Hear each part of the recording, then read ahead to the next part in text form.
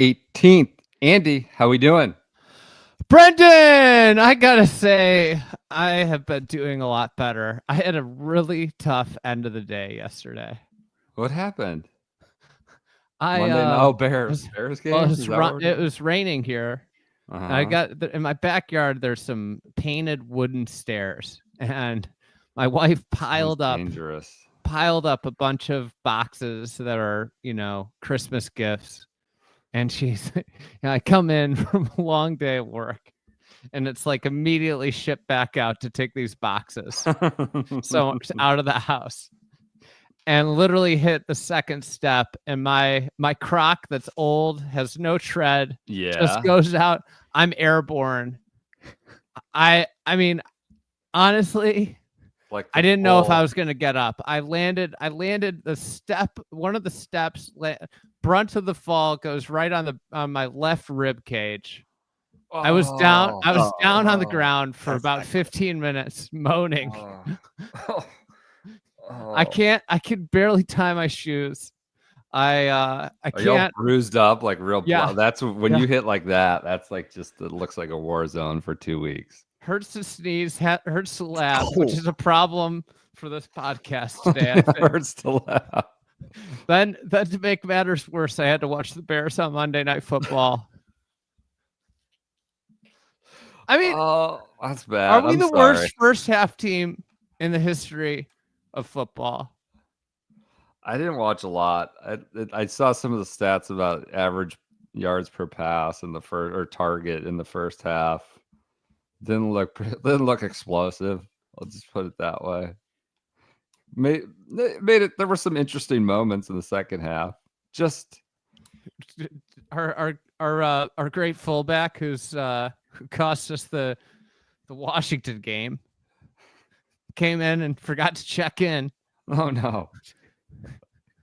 Our offensive lineman that they insist on. I don't understand why they just don't put 43 on his number so he doesn't have to check in every time. See, that would be smart thinking. Because then he's a backup. Hey, then he wouldn't have to check in, right? He could go play offensive line if they needed to. Yeah. Why am I thinking about this?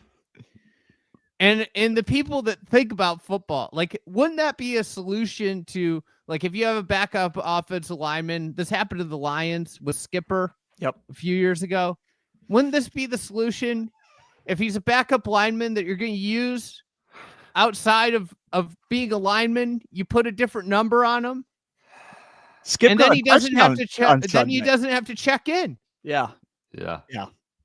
Is this a solution that no NFL coach has thought of?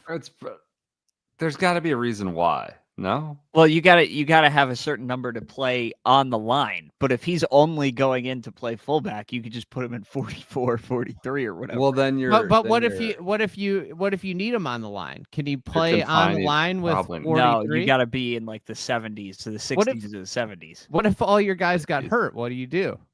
That's why they have the practice squad elevations. You can Look at this. PJ knows the ins and outs of the rule. The emergency QB rule. You where can you're have not active, but you this are. This is a former NFL employee right here. Carry more guys active on the game day roster if you're carrying like 8 offensive linemen. But anyways, we started our third round draft pick? Yeah, that guy was getting killed on Twitter. Is this the guy from Yale? The guy from Yale. We drafted an offensive tackle from Yale in the third round. Right. He was an utter disaster. The best was, there's a clip from him after he gets drafted. Yeah. And he says, like, I'm going to make sure that Caleb never gets hit. God. And he just was a turnstile. I mean, what else is he supposed to say? God. Brian Flores, defense, BC zone. Going against Ryan Poles, draft pick, BC zone. Not good. So it got good and bad. I can't believe you drafted an offensive lineman from Yale. I mean, that every now and then, that kind of thing happens. Oh, he looks great against, glorified high school athletes. Oh, you're gonna have some Ivy League ball players in your grill now. I got it. Coker an Ivy League wide receiver? Ryan Fitzpatrick, Harvard. Yoshivas. Yeah, Andre Yoshivas went to Princeton. Yeah. So there's like four Yale or Ivy League players in the NFL. I would say went to Harvard. I would say on the edge, maybe the discrepancy between Ivy League and NFL is probably pretty significant. Coming on the edge, he's coming twice this year. It's been an utter disaster. I cannot believe he had to play the whole game. I cannot believe that is who you have to play. I'm sorry. It's an indictment. Do you count Mike McDaniel? He was a Yale wide receiver. He's not having too good of a time right now either. But we just got flexed out. Browns Dolphins. I think it's supposed to be like Sunday Night Football. I gotta say those games last night stunk. Like I had no interest in like locking into either. Like the Falcons are just always on national TV now. It feels like the NFL feels like they're kind of like, I don't know what the tour equivalent is, but just hammering guys with signature events before like a major or something. Like these guys are played 16, 15 weeks. Some of these guys have 3 games in 10 days now. There's just like their bodies are broken. And then they're supposed to have the most important part of the year after this for a lot of these teams. It feels like they're riding it a little too hard here. And I get that there's oodles of money involved, but everybody's getting Detroit's just decimated. The best team in the league is now like a shell, and now Mahomes is hurt and supposed to play, shouldn't play. It's just I don't know that they're putting their best foot like doing. They're kind of scoring an own goal, but the bottom line is certainly enriched. Yeah, I'd be fine as a Bears fan with the season being over. Right? I don't want to watch this team anymore. Right? But even like the teams that are good, you're kind of like punishing before their most important games. This is a big chance for a Bears win this week. You get an outdoor cold Jared Goff game with just a battered Lions team. The Bears could screw up the draft pick this week. It's very possible. I looked at we got into the part of the year where I check tankathon.com after every loss. Yeah. And I saw we're barreling down on the Jets. I think PJ's got ulterior motives here for the Bears. Well, we already screwed that up last week. We're barreling down on the Browns and the Jets. Yeah. We're all in it. We're all in mix for top. It's unbelievable where we're at given the expectations at the start of the year for our 3 football teams. I think is it unbelievable? Feels it. Yes, it is. It is. That one of the teams. I was going to say that all 3 are not even going to be remotely close to 500. I feel like, that actually is astounding. I mean, not even passable. They're all. It's a real. I don't know what's worse. What's the worst situation? How about Jameis getting benched? Well, I mean, he's Jameis. It was fun. It was fun. Like I'm reading this week, I see Deshaun Watson's coming back. I mean, I don't know what that means. Like he's not going to be shipped off to Siberia. And a lot of people are saying like the best result for both the Jets and Aaron Rodgers is if they just run it back one more year. Seems like this could be we could be doing this again this time of year with Aaron Rodgers, Deshaun Watson still involved. Hopefully the Bears have some competence. You would hope that Caleb is better than Aaron Rodgers and Caleb Williams by this time next year, but we'll see. You at least have that, Andy. All right, NFL minute here. It's not looking up for a football franchises, but it is looking up for our significant others. That's because we are subscribed. We are loyal subscribers to fatcork.com. We are the part of the Champagne Club. They've been a sponsor of ours last year, sponsor of ours now again around the holiday time. You go to fatcork.com, use the promo code GOLF, and you get free shipping off. You don't have to subscribe. You can do the one-time order. You get free golf. I think it's over $100 or more when you use the promo code GOLF, and you will. I mean, you should get to over $100, and the shipping cost gets significant for sending champagne. They send it, it's all packaged up nicely, and it weighs a little bit and it costs money, but you get it for free if you use the promo code GOLF. It's a small independent company run by a fellow shotgun sicko like yourselves, but an expert. You don't need to walk into the store around the holidays looking like a schmuck trying to figure out just based on price alone what's good, what's bad. He goes to Champagne, he goes to France, deals with small, independent, family-owned growers, and it goes direct from them to you. Join the club, gift that keeps on giving, consumable good that gets the hell out of the way. You drink it, it's no longer, taking up space in the house. So go to fatcork.com, use the promo code GOLF. That'll get you free shipping. You would ardently push for a subscription though, Andy, right? Join the club, join the actual club. Yeah. It's amazing. It comes every week, every quarter, and like the presentation of it's great. The champagne's great. It's just like all around A+ product. Really, like we haven't talked about this in a year, but like honestly, among the best products that I get regularly is this. Like end-to-end customer service to the quality of the champagne to the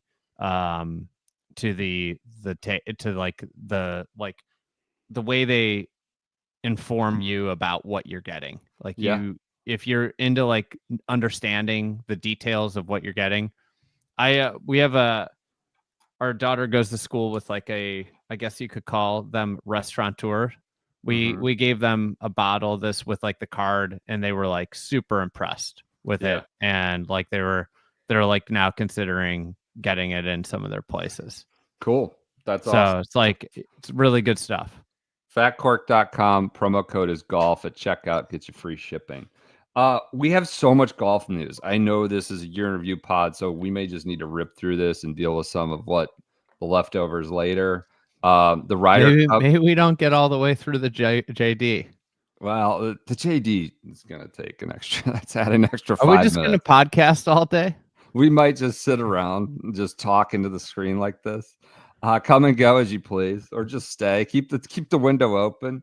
Punch subscribe or whatever you said. Punch it. Hit this like. Punch the subscribe button. Swipe up. Whatever it is. Ryder Cup is now paying its players. There's a $300,000 for charity, $200,000 stipend. This was announced on Monday morning, providing some clarity to a lot of storm brewing lately. Of mostly I would say ginned up by a lot of European press. And let me say, now that there's clarity, they've not been appeased in any way. James Corrigan in the Telegraph, quote, "American greed has put the future of the Ryder Cup in peril. It must be stopped. Paying U.S. millionaires to play in biennial dust-up may be a propaganda gift for the Europe, but it goes against everything the event stands for. So it puts the entire cup in peril, this little extra stipend of it does. James Corrigan. And they will be, as I've said before, a dog with the bone on this. I don't think it's look, it's not a lot of money. I'm surprised the Euros of all the people are just so against so in favor of exploitation of labor of the guys that bring home the money. They're supposed to be the socialists over there that are fighting for the worker and the labor and not being exploited. But it's not a lot of money.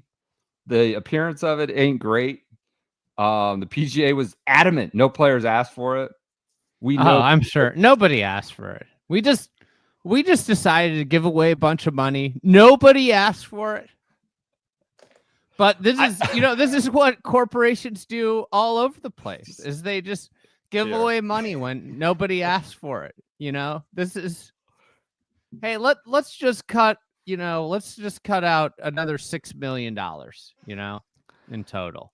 I don't. The appearance of it is way worse than the actual thing. I think the U.S. players are going to catch a lot of shit for it, for sure. I think there's probably a little bit of smoke from the last one with Cantlay and Xander or Xander's father. Like, there is smoke there. I don't know that they asked for this specifically or this time around. Do you think Cantlay's going to wear a hat this time around? No hat, Pat. He might not make the team. He might not make the team this year. We'll see. We'll get to year in review here in a minute. I forgot he popped that much at Pinehurst. I forgot he was in the mix. At Pinehurst? Yeah, I forgot he was so close. Yeah, he kind of got just forgotten man that weekend and even that Friday. But I think he was your first round leader. So that's the Ryder Cup story. Do you have anything else to add? We don't need, I mean, it is what it is. I'm not going to get super outraged. It looks bad on its face. And there'll be a lot of hoopla around it next September. LIV is in talks with Fox on a potential network deal. This is from Josh Carpenter. High level talks. I mean, okay. That's fine.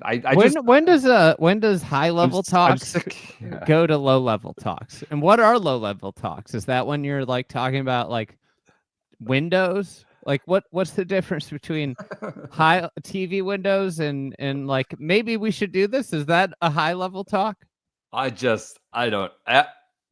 Nobody ever talks about low level talks. There's never a moment where somebody's like they're in low level talks. Low level talks means what? Like a caddy talks to a cameraman? Yeah. I think that's what it transitions to. They're just ironing out the final details. Yeah. You say, where would you say the PGA Tour PIF negotiations are at? Are they still high level? Yes. I think they're at a high level talk. Still figuring out what to do on a go forward basis at the high level. I believe. Speaking of, joining those talks may be a to be determined CEO. This was announced today, and what I would characterize as a hostage video of sorts, as Jay Monahan talks about the year end. You can't make me laugh. Sorry about the ribs. He's got his hands out. I mean, it's just ripe for memes. And like, he's just standing there with his hands, and you take that screenshot and you could use it for the next 15 years with his hands out over the next mess. He's like, what? Me? What did I do? And it's not his fault. These comps people are just sending him like a lamb to the slaughter, like they did after the CNBC in the middle of the pandemic with the markets going down. And they send him out with the 9/11. Why are you sending him out there to do this? And apparently misspoke on the. He's still calling it the Century Tournament of Mostly Championships. We have the audio. Bad cut. In just a few weeks, the PGA Tour's top FedEx Cup performers will arrive in Maui at Kapalua Resort's iconic plantation course to play the Century and start the opening drive of our 2025 season. To play the Century. As somebody who has to edit audio all day, we could have done better. We could have done a little better than that. We could have asked for a second take, or we could have merged it a little better. Like, come on. Let's be serious, people. The Century. I mean, you should see some of the stuff that I hand PJ for our ad reads on Friday. What he's able to do with chopping and screwing stuff together. Let's be serious, people. They covered it up with the opening drive graphics, so you couldn't see the hard cut as Jay's talking about it, which is a veteran move. I'll give them credit there. But okay, I didn't like. Great. It was like a 3.5 minute video, but the gist, or I guess the big main takeaway is they're announcing a new CEO, or they're not announced. This position will be created. Still really unclear. To clear it up, they sent out Andy White's head of comms and the chief marketing officer. Didn't clear up shit. I'm getting like fast and furious text messages unsolicited. The head of comms made it worse. He's in this random, like, looks like the control room. I'm getting unsolicited. I started tweeting, like, what's going on? This Golf Channel cuts in for 30 minutes. There's your meme of Jay with his hands out. This was a content windfall that I didn't know we were going to get. On December 17th. We might be an hour in before we get to the memorial. I mean, I get this from someone in media, high level in media says about Mr. White's coming on, which is clearly taped because they've got like Wake Up Jacksonville in the background of this. He's got 8 TVs on, and he's got CNBC, which has like a timestamp, is not like close to live, so it's taped. They loaded in coordinated effort with Golf Channel. To do what? I don't know. Like, nobody was clamoring for this big CEO news, and they provided no clarity. This person said, how is this guy in charge of communications? Literally in that video they put out, they bragged about having a new TV studio. Maybe try using it instead of the control room or whatever this is. this is tape delayed because CNBC on the screen is way behind anything live CNBC. What the F is happening? He's the head of comms for PGA Tour, and he can't explain what is going on. But weirdly, he has other stuff behind him on TV. Terrible comms. My wife was in the room, and she heard it over her shoulder. It's like, why in this interview? And he talked about their growth capital, putting it to work for the players and also creating value for the fans. It was just gobbledygook. Had nothing to do with the CEO. We don't necessarily. He announced that Monahan is now on, I think, the policy board. I thought we already knew that.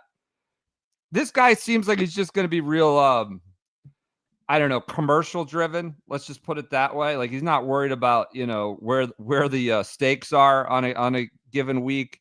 But it sounds like he's just going to go out there and I assume it's for enterprises. Again, we don't have a lot of clarity on who this new CEO. The initial announcement, just to further hammer home the bungling of the communications of this, like if you were not a golf person and not up to speed on the whole movements of the tour, you would think Jay Monahan's being replaced, that a new CEO is coming on. If you just scan it quickly and weren't into golf, that's how bad it was rolled out. Can we talk about how unimpressive this $1 billion corporation's C-suite is? You got Jay, who can't he can't do public stuff. I mean, it doesn't have to be his strongest suit, but he just cannot do it. And I don't think anybody would characterize his handling of this entire situation as good or even passable. It's been an utter disaster for 3 years. Yeah. Second off, you've got an accountant who's the most impressive. Who's that? Ron Price? Ron Price is your most retiring. Impressive. Oh, he's you gone. See that? So he's retired. Gone. Yeah. Then you got a ex-rules official who's your second in command. 2 first names, though. literally his previous work experiences, he painted lines. It's your favorite bit. 5 years ago, he was painting lines. Then you've got this head of communications, CMO, who can't communicate.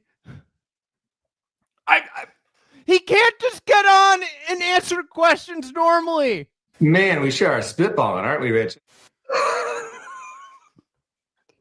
All I'm asking for is someone normal who can get up there without a script and just talk. And they don't have anybody. But also provided no clarity. And he leads not with the new CEO. I'm still getting messages unsolicited. Like, I'm rewatching this. The fact that the first talking point is that he's joined the policy board is insane. Like, the CEO is the nut of the Why does someone care? Why are you going on Golf Channel to talk about the policy board? It was clearly loaded in. Why were we supposed to think this was a big deal? Because I don't think it was. And all it did was just throw a bunch of red meat for the bungling and just tripping over your own feet.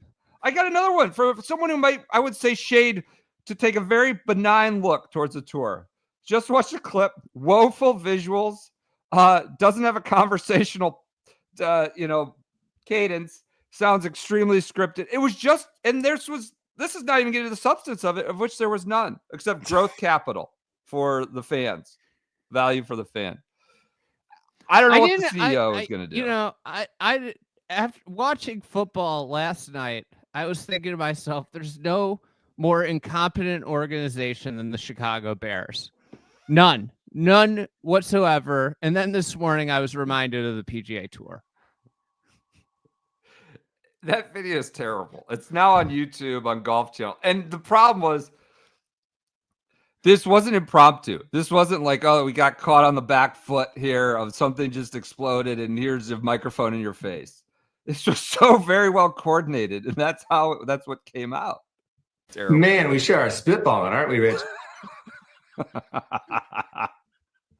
That incredulity was in response to some proposal by Rich Lerner about doing the The Bryson competition, essentially, hitting over the clubhouse for money or something like that. This was Rich brought up, like, like in terms, he's trying to bring up like a way that they could increase fan engagement, and he's like, what if like Rory McIlroy finishes his round, hits a ball over the clubhouse, and if he makes a hole in one, he gets a random fan gets $1 million. Man, we sure are spitballing, aren't we, Rich? That's the response. I mean, comments are being normal. Comments on the live show. I'm so confused. Is Jay not the CEO? Are we just creating more payroll to do Jay's job? I think like these are fair questions. I don't think the clarity coming out of the day that was supposed to be coordinated to provide clarity is just not there. I love this from Andy Globacar. Reminded of the line from the Chernobyl series. I was a shoemaker, and now I'm in charge to the workers of the world. I was a rules official, painting lines. Now I'm in charge. Stop. So we got that news that was just grist for the mill and nothing like another executive. They're just talking about how, we have so much growth capital from Strategic Sports Group. We needed somebody to put it to use. Okay. I guess that's happening. Thanks for the announcement. Thanks for the horrible TV interview, the disaster of a TV interview. I don't understand how they keep getting like people like this. When you post a job in golf, at least I'm like always like overwhelmed at like, I can't believe some of these people are interested in working here, Yeah. And I don't understand how when you post these C-level jobs at the PGA Tour, how you end up with some of these people. The guy might be great at his job. This is just he's not great at whatever happened today. I think they need to hire one person who just can talk. And it's whenever we have something to announce, this is the person we send out. Yeah. I want to take a fine-tooth comb to Jay's video, but today is not the day. I don't think to do that. We could be here till midnight. But that was well, who thought that was a good idea? Filming him just being like, and people are just running with the memes. And I gotta say, Brendan. Man, we sure are spitballing, aren't we, Rich?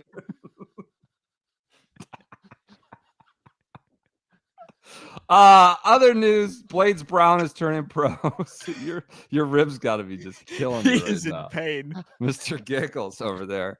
It's just bad. Blades Brown turning pro. This is notable, like real news, real actual news, instead of stuff about boards and payments and all this Ryder Cup payments. He's turning pro. He's 17. Was medalist at the Junior AM and the Amateur, I believe, last summer. Didn't win, but medalist, the stroke play, a significant achievement for sure. Why is it a divisive topic? Just skipping college, going right into the whole deal, 17-year-old? There was a lot of kind of smoke around his college romancing, where he was on this grand collegiate tour. And it was just like who can back up the Brinks truck the most. Yeah. And like the kid from Michigan, going to the quarterback in Michigan. Yeah. So there was a lot of rumors of like it's just like who can pull together the biggest NIL deal for him. And then this happens, and it's like it seems like it was all about just like what is the most immediate gain here. And he could turn out being great, and this could be the greatest decision of his life doing it this way. But it definitely seems like that and listen, like I don't know, I'm not intimate with like the family situation. It could be a situation where it's like, yeah, like we get a $5 million equipment deal or whatever it ends up, whatever it is, we got to take it, and like we're going to be able to live completely different. Like, the reality of this is he's probably signing a sponsorship deal that is a life-changing amount of money. So I think like either way, his life completely changed today. And, that's the positive spin on it. The negative spin on it is making a life decision based off of a financial windfall the best decision for you professionally. What is the pathway? Where does he go play now? Sponsors exemptions. Yeah, I assume that's one. And then just try to rack up some points on different. Yeah. So he's turning pro. We have the Showdown tonight, which we'll talk about maybe at a later date. But Bryson throwing saying, I mean, look, I think it's going to be something. I think it's something. What times it start? 6 p.m. Eastern. Starts at 6. Coverage starts at 6. I think there's 6. A pregame show. There's 6 best ball, 6 alt shot, 6 singles in a row. This is going to be a 6-hour round. Yeah, presumably under the lights, obviously, towards the end at Shadow Creek. Is the Sphere? We aren't going to be able to see the Sphere. We aren't. So. The star of the show's now. That was the win. That was the win, right? I don't know if I'm excited. I feel a little like I'm trying not to be too negative. It's interesting that it's happening. I think it was supposed to be just Brooks versus Rory. Then the U.S. Open thing happened, so they're like, "Oh, we got to capitalize on Bryson." So once they got Bryson, they got to get like for me the most interesting person is Scottie. This feels like a little different arena for him. I'd say he's kind of the alpha of golf right now in terms of unquestionable world number one. Other guys are pretty macho, but that's an interesting part of it. The whole thing just feels like, okay, they pulled it together to try to impose a little more pressure on the board to let's get together. And just, I think the best time for it was a few years ago when there was real animosity. And now Bryson's throwing jokes at Rory and everybody's got these VIPs giggling on the range. Was the Brooks Bryson one a couple of years ago or whoever the quarterbacks are there. And I don't know. It just sort of dulls the original appeal of it. Like the real product first thing would have been when these guys really hated each other. Now it's just like a lot of jokes and ha-has and backslapping and there's not a lot of animosity there. But that said, I don't think it's bad. I'm excited. I'm not excited. I think it'll be interesting. And I'm glad all these 4 guys are playing. Did you see the PGA Tour's $1 million contribution to this with their tweet about the Showdown? Their enthusiastic tweet about the Showdown. What they just tweeted like the Showdown's tonight. That's what you get. That's what $1 million buys you from the PGA Tour.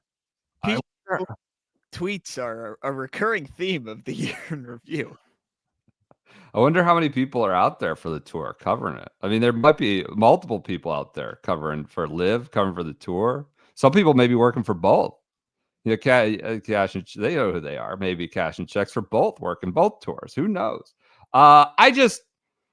Its appeal is a little dulled for me. And apparently it's not being shown internationally. So what is this? Grow the game. We want to bring people together.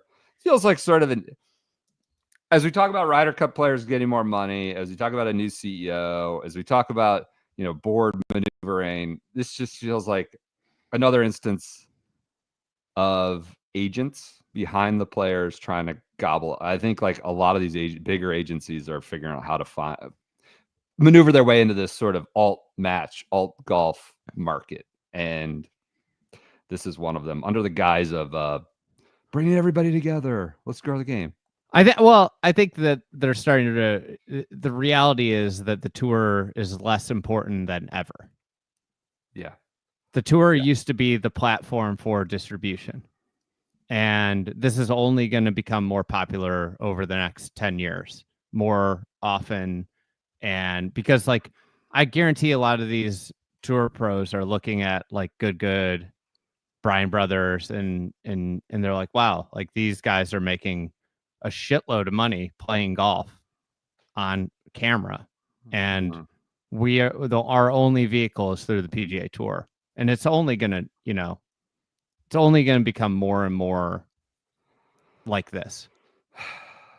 Yeah. So that's your Showdown minute. Again, I'm fine with it, but just some of the hype and messaging around it are a little self-serving, I would say. And the people react. Bryson's line yesterday was a good one-liner.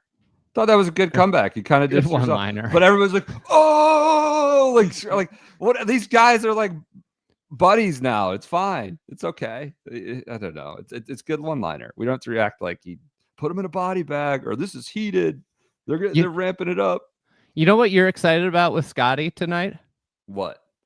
Man, we sure are spitballing, aren't we, Rich? I do find his interest is sort of inclusion. He's gonna be spitballing. He's gonna be spitballing out there. Do we have any more news? Yeah, I mean, there's no event in Vegas. This is a full shotgun start episode here. 1982, no event in Vegas. Schedule's out. Oh yeah, we already knew it. The Pinehurst Classic in Yokohama, Black Japan. Desert's effectively Vegas. It's 2 hours away. Okay, all right. That's it. Elsewhere, schedule for the week. We have the father-son or the PNC Championship. Real quick with this, the fall schedule. Yeah, it's the fall's only gotten more important, and that because of the card reduction. So going from 125 to 100, that fall is going to be like uber important. There are going to be big time players in it, and that Japan event is still there. It's going to just be. Every year, that's going to be just this guy played this Japan event, finished 40th, and because of these X number of points, he finished in the top 100. It's going to be an annual thing. We could call it the Jolie D Award. Now called the Bay Current Classic. Great announcement, though, that Yokohama place looks freaking awesome. That is like high on my bucket list of places to play golf. Redone by Cora Crenshaw, I think around like 2015 or so, 2016. They redid it. It was right at beginning of Fried Egg Enterprises. Oh, Big J. We're bringing new perspectives onto our team to realize the incredible opportunities ahead for our sport. This is from his video. All right. Schedule for the week. We have the PNC Championship, the Charlie Catnip Championship down there. And what was that? The Four Seasons? What is it? The Ritz Orlando. I've played there, believe. Yeah, Ritz-Carlton Golf Club Orlando. Defending champs are Bernhard Langer and Jason Langer. Can't wait to get the pin sheet for day one. Put my bets in on the PNC Championship. The best is seeing the kids grow up. You know, you guys see Cass Singh, just who's like 6'8", it feels like. Should be playing stretch 4 for the Magic. We got Trevor Immelman. What a week for him. It was his birthday yesterday. Happy birthday, T.I. And now he's playing. He's gonna guy goes from the booth back on camera. So that's whatever. It's all weekend, 1:30 to 2:30. Pre-tournament coverage. I apologize. That's Saturday and Sunday. It's a 2-day event on 3 different networks. They're jamming you on the Peacock, their Golf Channel, NBC. They're trying to get a little bit wet their beak on 3 different networks. The PNC on the European DP World Tour. We have the Afrasia Bank Mauritius Open. That's off and running in Mauritius, I believe, Thursday through Sunday. 1 to 6 a.m. on Golf Channel. I don't know who's in that. Lucas Beauregard, Wenye Ding. Jackie Robinson. We haven't heard from Jackie Robinson in a while. Once compared to Joe Namath, Jackie Robinson now playing the Mauritius Open. I mean, that was like a fall from grace. That should, playing the match play. Russ Fisher, Lamprecht, Pavon, Rosner. Who would have been a better comp knowing where Beauregard went after that? It would have been like Jack Golke. Oakland, get your guy, you flash and then gone. Kind of more, maybe not Jackie Robinson, maybe not. What's Golke has not got this much run since Oakland lost. I swear. Hey, we're getting comments in the live. We need a father-son pick from PJ. He's kind of stuck. Golke's playing professionally in Montenegro. All right, that's probably pretty high level. He's probably filling it up. Okay, I'll try to get some stats up. What's your PNC pick? PNC pick? Immelman sounds like a good. I mean, it's all on the kid. I feel like, right? Not to put too much pressure on him. Like some kids are,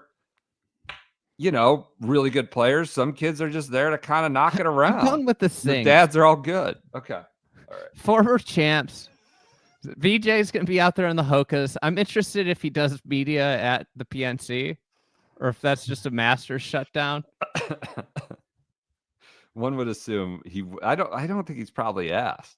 Golke averaging 1.2 points per game in 10 minutes a game in Montenegro.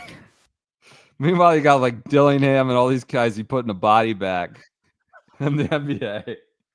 He's over there averaging a point in Montenegro. Pick to win the father son. I know Little John is going to be catnip central, but I feel like Little John might be the best kid at this point. So sure. I might be leaning with the dailies here. Okay. Hey, I got a tweet from Clates this morning. Mike Clayton. Apparently, Dick Green is taking off in Australia. The Sandbelt Invitationals this week. Dick Green's playing in it. He says, "Garrett, boots on the ground." I'm going to read you. This is from the Golf Australia magazine. It's not about us this week. It's about the juniors and the kids playing here. If I was trying to be competitive out here, I probably would have practiced a few weeks beforehand, but I haven't done anything, Green said. I'm here for the kids to give them a good time, a chat, and give them some experience. Dick Green, as he started to become known in some U.S. golf podcast circles, has just come off the best year of his career, despite not winning. U.S. golf podcast circles. Dick Green, as he's known in some U.S. podcast circles. This is Golf Australia magazine right there.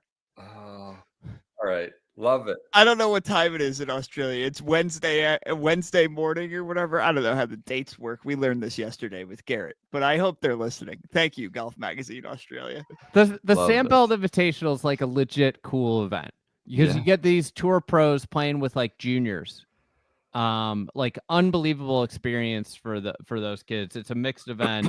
It's got it's got pro and amateur divisions and mixed, like men's pro division, women's pro division, women's am, men's am. It's a really cool event, and they all play amongst each other. It's summer down there in Australia, but here it's winter. And if you're looking to hit balls, you might go seek out a True Golf launch box. You go to truegolf.com/egg. It's the launch box, not the lunch box. The launch box is the all new go anywhere launch monitor and golf simulator. From the range to your garage, it makes it easy to play, improve, and enjoy. They got a little video, a handy video, a demo video. When you go to truegolf.com/egg, you can kind of peruse. Don't have to do the launch box. They've got other simulator setups that might, cost you a bit more, but maybe not. Maybe you're, working on the board or working for, I don't know, at the Showdown, and you got money to burn now. So those are more expensive, but the launch box is a nice little starter at truegolf.com/egg.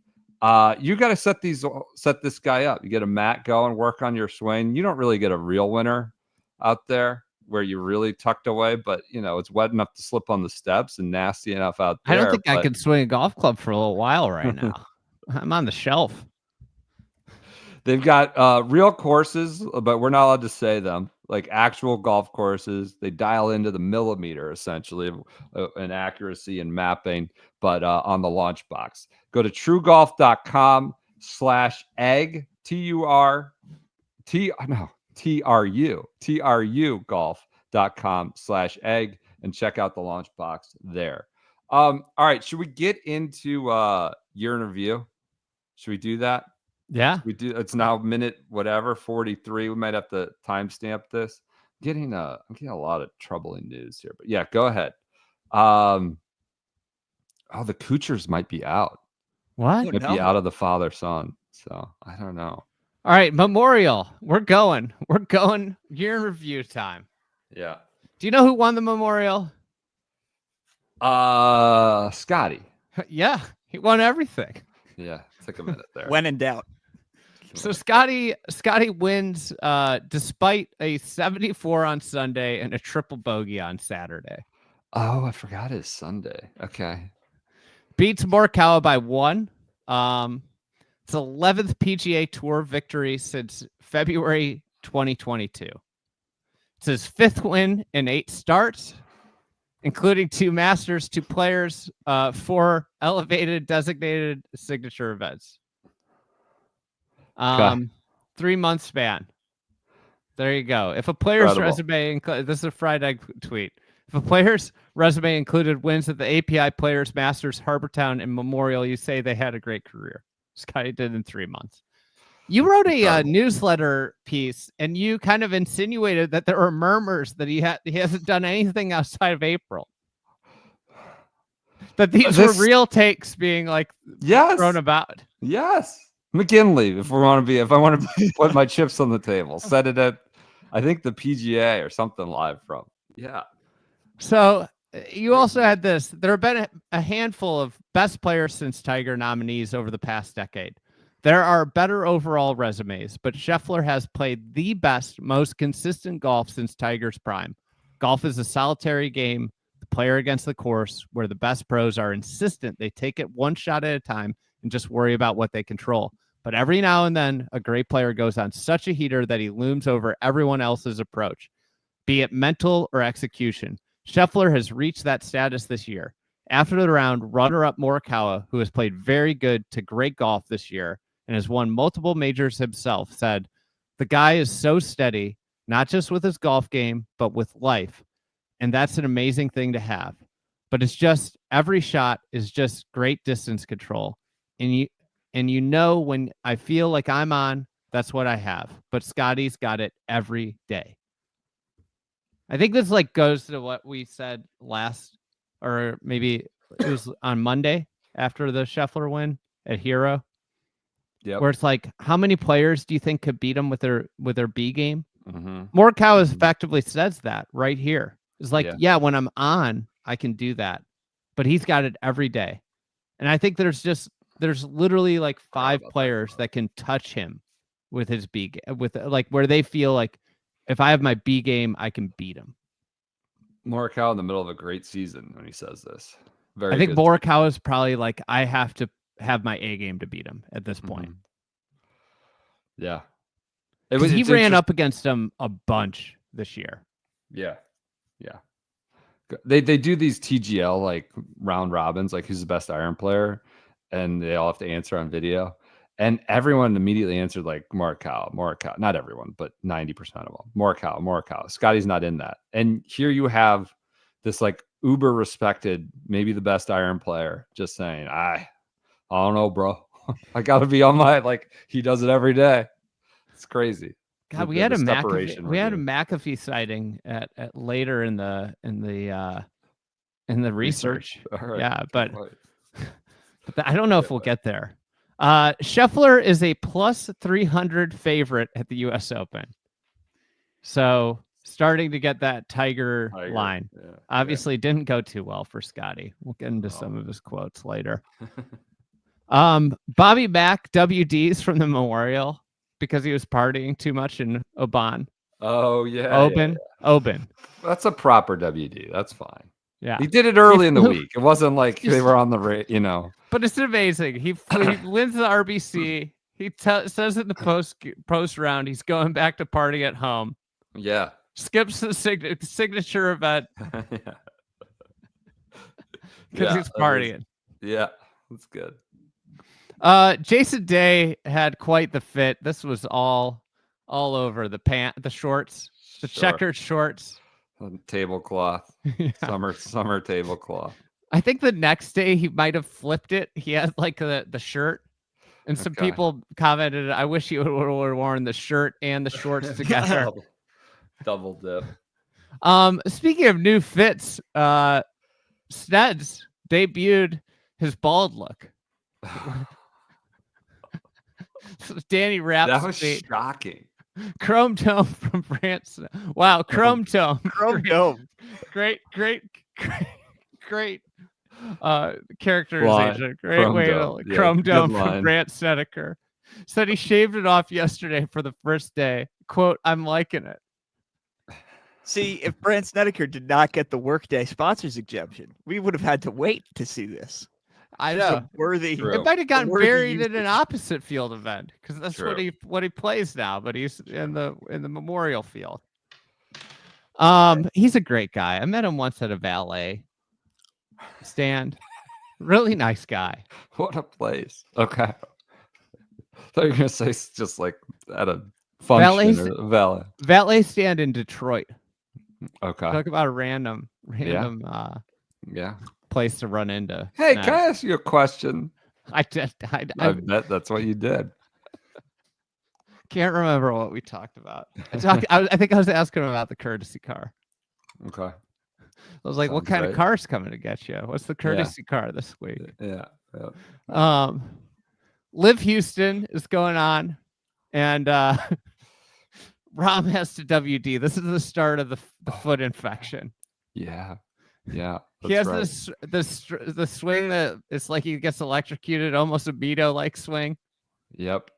And it starts a very strange next 96 hours of Jon Rahm. He's like falls over on the on the follow through. This starts with him going to the U.S. Open to do the press conference, even though there was no way he was playing. Yeah, he goes to North Carolina, does a press conference, and then with the flip flop, he has like the open-toed shoe on. People are like, we got that coming. Yeah. But why doesn't he just wear 2 flip flops? Why do you I got the flip flop for relief on the bad foot, but why does he need the golf or tennis shoe on the other one? Why did he go? He knew he wasn't playing. Yeah. Carlos Ortiz wins the individual. Do you know who won the No. Aces? I have no idea. Goats? Historic win for your team, the Cleeks. I can't believe you forgot this. The Cleeks win. Okay. The Cleeks win the team competition. Yeah. Blandy, this is the period of the year that was Blandemonium. Yeah. As Tron Carter would say. This was high times for Dick Bland. Yeah. So the Cleeks win in Houston. Other things going on. Golf's longest day. I have to say, this is a great Eric Patterson tweet. I hope Taylor Gooch is enjoying his day off. I meant to go back and clip this. John Chin had an amazing interview. He said about damn time. He got super emotional. You know, this was like a wonderful. We're in this just piles of cash signature event. It reminded you of how great just qualification and meritocracy. It does this every year. Mm-hmm. Justin Lauer got very emotional. He always gets emotional. He's a crier. I appreciate that. Yeah. But he talked about his first major a lot later than he expected. Talked about his late father. Harry Higgs played with the Band-Aid on his cheek and gets in a 7-for-2 playoff. And it was coming off of 2 straight Korn Ferry Tour wins. That's right. Jack is very unhappy about his date, which he's always unhappy. From 2023 year interview or 2 or 21 year interview? Where are we at? Okay. All right. I'm just going to read the press conference here. A year ago this time, it looked like the tournament was going to move a week later. We didn't know for sure. Now it has. This is a question. What do you make of the change to the week before the U.S. Open, the smaller field, obviously a limited cut, and do you expect to have any conversations about that going forward? Here's Jack. Well, I'll answer your last question first. That discussion is in the process, okay? So that's about having a bigger field. Yep. So, we would prefer the other week. However, we're here because the tour asked us to help them out. They said they had this a thing they wanted to do that the players asked for, and that would help. Would we help it out? And we said yes, that we would do that this week. But we said we would review it after this tournament, and we'll figure out how we're going to settle the schedule after that. And I said that discussion is underway. Follow-up question. Great questioning here. What negative do you see to it, Jack? To what? To being a week later, if there's any. What do you not like about it? The interviewers really get into them. Yeah. Yep. Well, I mean, let's put it this way. When I played, I would rarely play a week before any major championship. So I'm asked to be part of putting out a golf tournament in a week that I would never play. Well, I would never. That to me is the essential part from my standpoint. From a sponsor standpoint, Memorial Day has been what our name is, and we were around Memorial Day. I mean, yesterday was normally a very big day gallery-wise for us because it was Memorial Day. This is the Monday. Yeah. And we had maybe 1,000 people here yesterday. Nobody showed up for Monday of the Memorial. Yeah. From a sponsor standpoint, I think they get into board meetings and kids' graduations and so forth. So that's maybe not as advantageous, but that won't make any difference. We're going to have a good tournament this week either way, in spite of all the different things. And, I would say, as we did in the favor of the tour asked us to do, we said yes. So we've always been a supporter of the tour. We support what we think we want to try and support what is best for the tour. We also want to support what's best for the Memorial Tournament. So that is to be determined. Also, this got into the U.S. Open week, and maybe is it Canada's always trying to be a really tough setup because it's their national open. Mm-hmm. Memorial is always a super hard setup. Is that the best way, best 3-week stretch for players? They get to the U.S. Open and they've played these taxing setups. It's like the NFL thing we were just talking about at the start. Yeah. Playing 3 games in 10 days before your playoffs. Yeah. There was a great Xander interview with the Times. I don't think I remember. I probably didn't read this when it happened. But I thought it was one guy over there. It's his guy. He never talks to anybody. A lot of other people. Yeah. Some great quotes. So this is about the motion from the Valhalla win. In fact, the last time the Californian remembers golf conjuring such emotion was during his first full season on the second rung web.com tour in 2016, when the pressure to succeed and be able to support himself financially as a fledgling professional became overwhelming. Remember, Xander was a really good college player, really good amateur player, but not a high profile, big time. It was not he probably did not have the best deals. He did not have the Blades Brown deal we just talked about. Right. I've cried in frustration in dark corners of motel rooms to myself. Let me start over there. I've cried in frustration in dark corners of motel rooms to myself early on, Schauffele says. I had some serious feelings of performance anxiety. My caddy, Austin, and my family dropped everything to try and help me. I felt the weight of that on me. Plus, I was performing poorly. I wasn't sure if it would work, if this would work out. That's where my head was at. So, he talked about how the emotion of winning the PGA was the first time he felt something like that since then, which was I've never heard him talk like that. On LIV, I've shown up to play PGA Tour events week in, week out. I love my job. This is where I'm at, and I don't really see myself going anywhere else. I had to at least sit down and listen to what was being offered. But once I realized it wasn't going to fit in with how I envisioned my career, it just fizzled out. And he kind of really drops a bomb on Big J.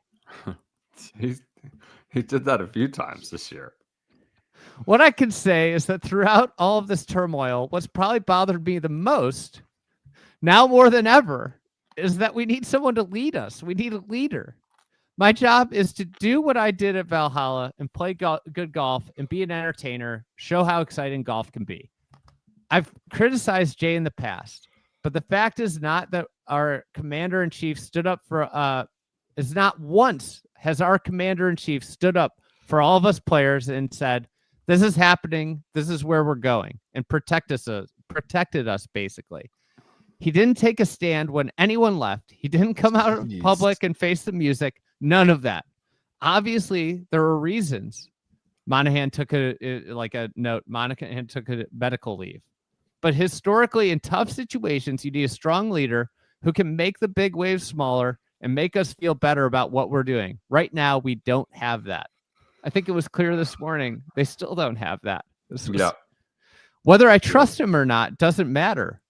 There are around 250 guys on tour. That's a lot of people to satisfy. But what I know can help and know is right is that we need someone to stand up in front of everyone and lead the charge, whatever direction we're going in, and wear the hard shots so the players don't have to, and take command of a fractured and sensitive situation. Last quote from this interview. I'm making it to the top of like the mountain. I always believed I'd get there as long as we were steadfast. I had my own path, but if you look at the sport, there are always guys that come from nowhere, and it's extremely validating and rewarding when you feel like you've had to go out and get everything and make it happen yourself. It's a great reminder. I mean, he's 31. He never, I don't think anybody, he was, again, he made it to like the finals of the Western Am. Like was a really good college amateur player, but nobody believed that he would get here. His break on tour was local qualifying into the US Open and top. That's what like started his career.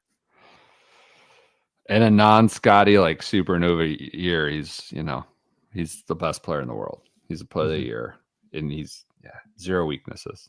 Amazing.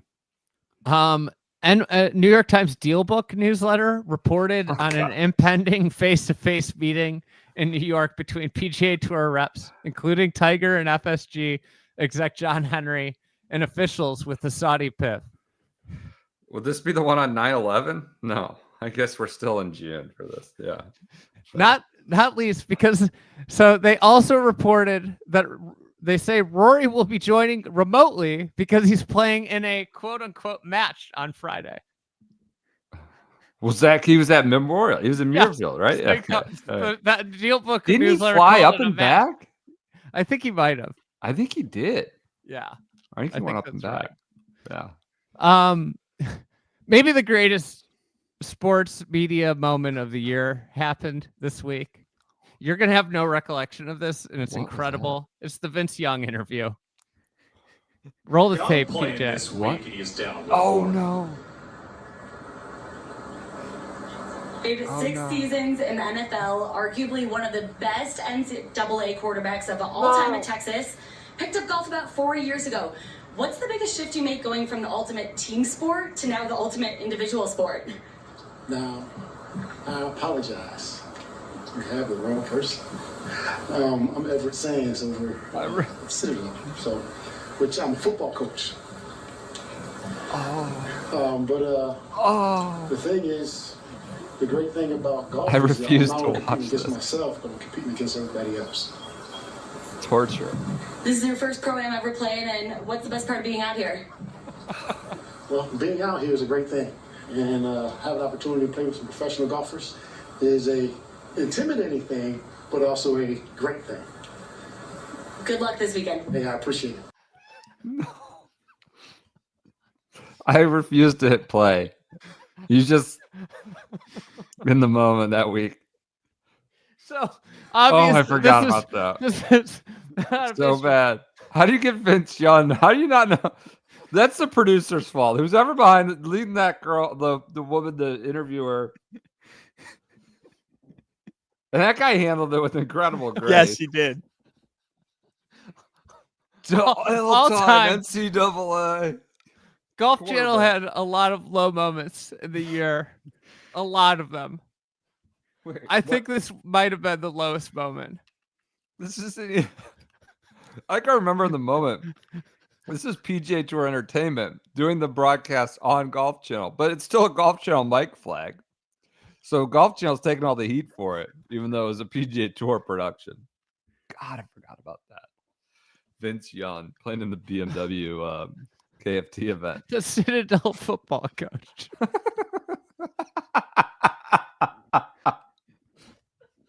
Not Vince Young. Who told her that was Vince Young and go interview him live on television? Jeez, what a disaster.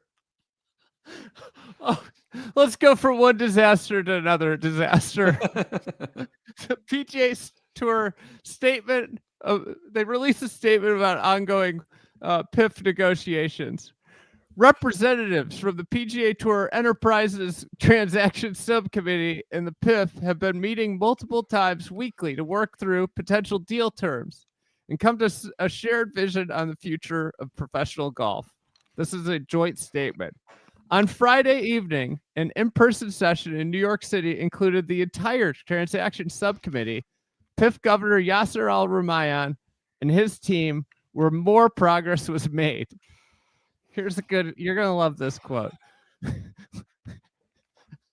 We remain committed to these negotiations, which require working through complex considerations to best position golf for global growth. We want to get this right, and we are approaching discussions with careful consideration for our players, our fans, our partners, and the game's future. Oh, man, we sure are spitballing, aren't we, Rich? What a great addition. My ribs. Part of your ribs. I love the comment. Yeah, YouTube's flying after the Vince Young video. Comment said, quote from Matt, is that Charlie Ward teeing off? Go get a quote. No, I think it's Andre Ware.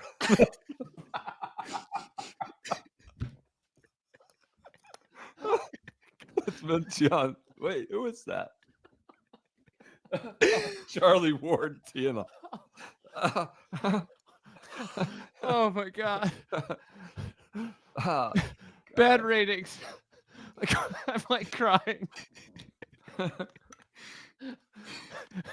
Bad ratings. According to Sports Media Watch, the final round of the U.S. Women's Open had a 0.6 and 943,000, down 39% in ratings and viewership from last year, which was obviously, it was Pebble Beach prime time. They expected it, but it was bad. Canada. This mirrored the RBC Canadian Open's drop on CBS that aired the same time as the women. It reports 2 million on CBS, down 37 and 39% respectively from the last year, which I believe was Rory JT.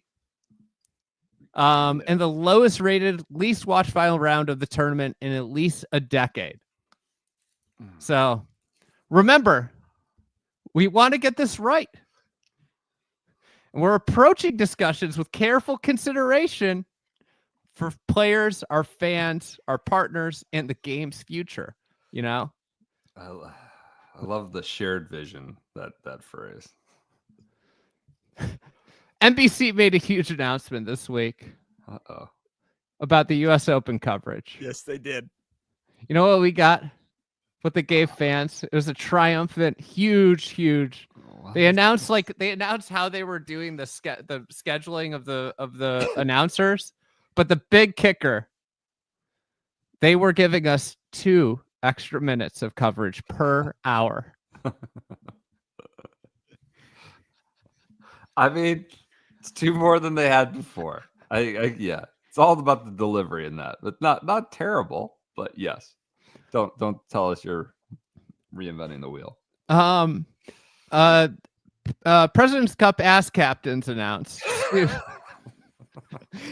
Stu Sink, Justin Leonard, and Kevin Kisner will serve as ass captains at this year's P Cup in Montreal. I'm not going to go into this next one because it got like really ugly. And anybody that wants to dig into this can dig into it themselves. You know, Anthony Kim didn't seem like a good guy. But Brandel and AK just are trading barbs this week. It was a big week for Brandel, actually. Huge week for Brandel. He went on the NLU podcast also. Okay. This was the week of the straw man and the steel man. I don't like the straw man arguments. I like the steel man arguments. Is that a thing people say? He just made that up. I feel like I would have heard of that, right? Steel man a thing? Or is that Brandel being witty? I don't think steel. I've never heard that. I love that this tweet about AK. He talks about playing on tour for a decade longer.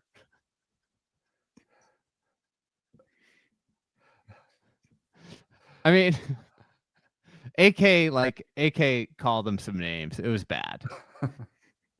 More Sheffler fallout. I think it was effectively the case was being dismissed, but it was like an official dismissal, which led to some court documents getting opened up, and we got Gillis's destroyed pants and skinned knee photos.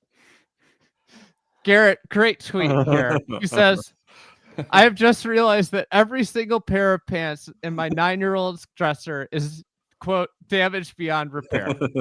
That's a good tweet. I mean, look at his knee. His knee. Yeah, it's a hole. Crazy. My wife would try to sew that together so the kids could wear that and keep wearing that to school. Yeah. Bassy Soderberg had a rough Sunday on the DP World Tour. Oh, I remember this. He blew an 8-shot lead. Yeah. He kept missing short putts. He missed nightmare final round for Bassy Soderberg. That was a bad one. At home too. I think the event was in Sweden or something like that. Yeah, the mixed event. All right, we're on U.S. Open. U.S. Open. All right, off of Jack's place. Man, we sure are spitballing, aren't we, Rich? We are. Sure Monday. I got Monday. I got early week. This one might be 3 hours. This could be a while. Really? I have a ton. Andy has a ton of visual aids, so I can only imagine what he doesn't have in visual aids. Okay. We could be here for a while. I mean, honestly, event of the year. A major championship for the decades. I was thinking a lot today about how disenchanted I am with what's going on right now. This match, I don't really find appealing. The new CEO, the new Ryder Cup pay, I don't really care. It's not the biggest thing. It all just kind of stinks, though. TGL, who knows what that may be. This year, by and large, sucked. It wasn't great going through the research. It wasn't a good year for tour golf. But the U.S. Open, which has nothing to do with the PGA Tour, was as good as it gets in a very bad year, and in my opinion, in totality. So, okay. All right. Sorry, PJ. Go ahead. You're good. I completely agree. So, event of the year. Here we go. Monday starts with Andy peddles some unsubstantiated rumors that the USGA is cracking down on drivers this week.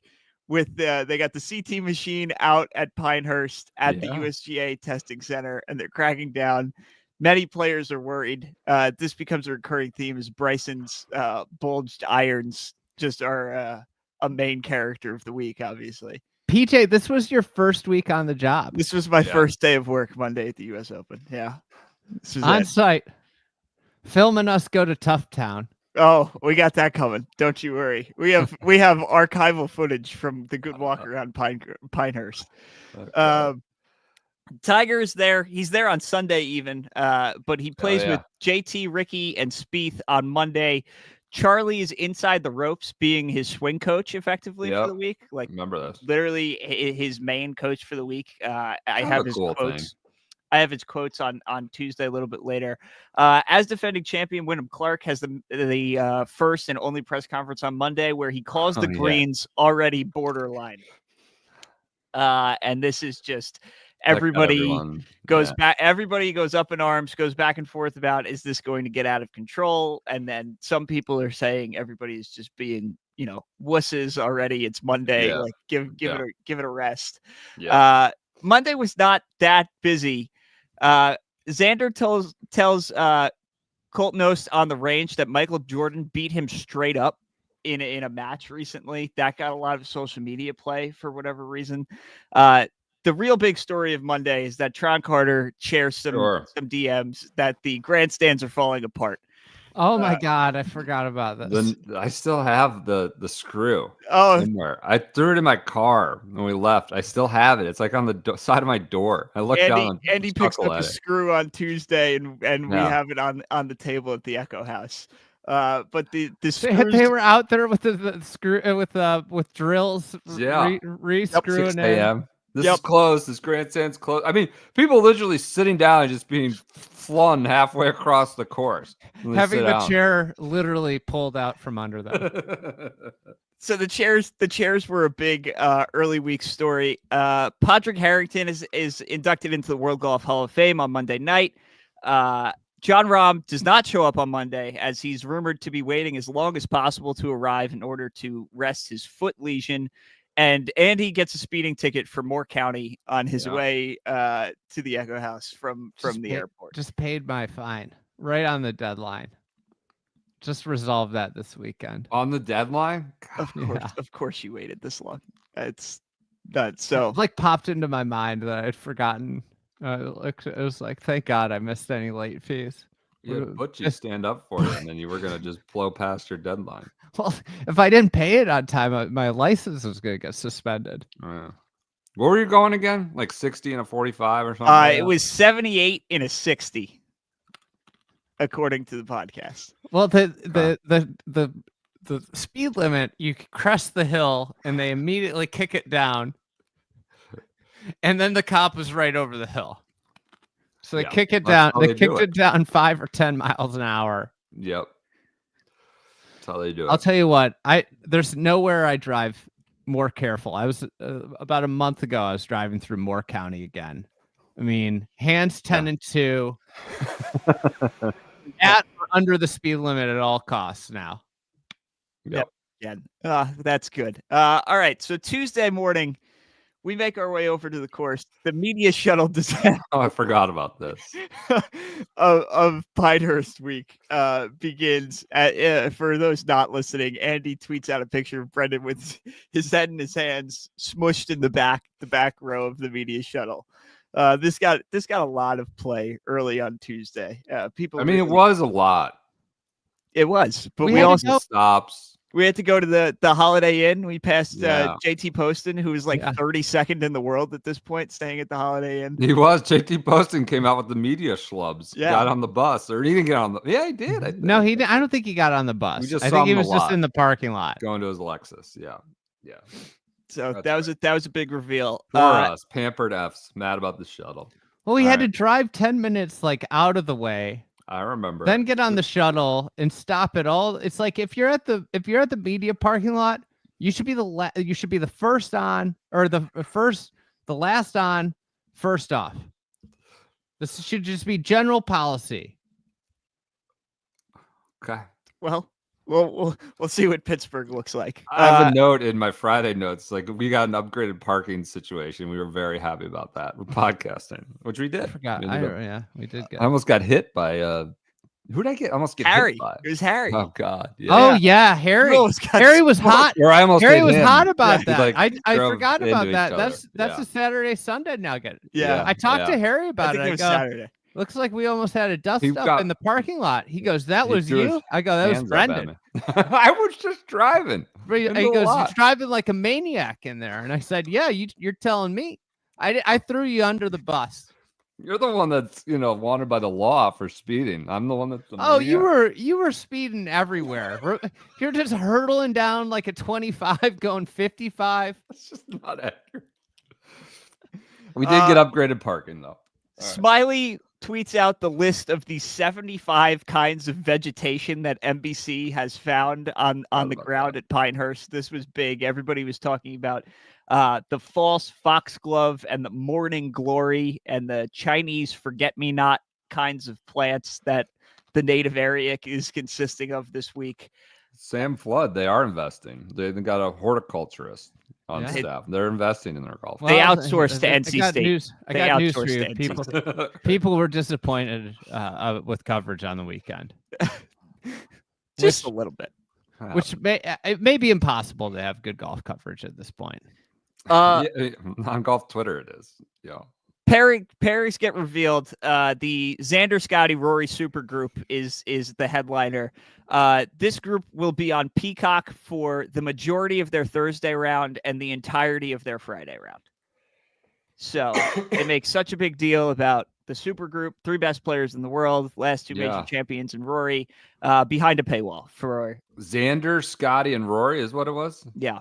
Which didn't they play together at the Masters? I want to say. Yes. Wasn't it? Yes. Yeah. They also did at the Masters. So everybody is excited about that until they realize that it's behind a paywall. Bryson does his press conference where he shares that he's a completely different person than when he won at Winged Foot in 2020, but he's got some of the same cells. This is great. Brendan is referencing mitochondria for the rest of the week as a result of this. So I'm a different person, of course. Bryson cells, but I'm a different Bryson's person. Agent is in the press conference room and like looks back at you as you made a face at the comment live as it was happening. You said on the Wednesday episode. I didn't remember that happening. But what happened? Say that again. Bryson's agent was sitting in front of you in the press conference room, and you I guess chuckled at the cells comment, and he looks back and I made don't a remember face that. at you. I don't remember that. Xander. I mean, I would have chuckled, I'm sure. Xander unveils his new logo that looks pretty much exactly like the new Twitter X logo. Oh my god. This is what you get for winning a major. Everybody thought he was sponsored by Twitter for like half of the day. Did we ever see that? Was that on anything? Like, yeah, it's on everything. It's on his collar up here, okay. and it's on the side of his hat. Okay. So that was some big fodder on Tuesday. Victor Hovland does a press conference. He says that Pinehurst will be the quote aggressive off the tee and conservative to green strategy on steroids. So that's more discourse that gets everybody excited. 10:35 a.m. on Tuesday. John Rahm shows up for his press conference wearing one shoe and one flip flop. He says his lesion is doing better, but still in pain. He's got a hole between his toes. Oh yeah. As you can see here, visual aid, he is wearing like a hoka on his right foot and just a flip flop with a toe separator on his left foot. So this is at 10:35. Go all in on the flip flops. It was weird. This is at 10:35 a.m. at God, he got he was so hostile in the interview too. People were asking him if the year's been a disappointment. Shane Ryan asks if he's happy with how his career is unfolding and where his life is at right now. And John Rahm kind of points at the greater room of media members. Oh, you scolded. You guys say that I'm not happy, but I'm happy. He was not happy. It didn't sound like a fun injury, if I'm being honest. But it was just bizarre that he was there and then not. And then, So he shows up 10:35 press conference. He withdraws at 4:44 p.m. So he just hangs out for the day and decides Tuesday afternoon, I'm good. Remember you were talking about you were mad he didn't care about his global footprint. I think I said he cared about his footprint. That's all he cared about. It's a terrible dad joke that week. All right, what else? Tiger's press conference, he says it's cool for Charlie to be there. He's seen Tiger swing a golf club more than anybody else at this point. He likes to see the guys that he sees on TikTok in real life. As Tiger goes out and plays a practice round with Max Homa, and do you remember who the other player that Charlie wanted to meet and play a practice round with? Pavon. I mean, Charlie Ryder or something. I don't know. Who's on TikTok? Min-Woo Lee. Okay. Gets Charlie stamp of approval for going viral on TikTok. So I thought that was just out of nowhere. Yeah. Rory does his press conference. No Laying Up has the transcription here. He kind of pops Memorial.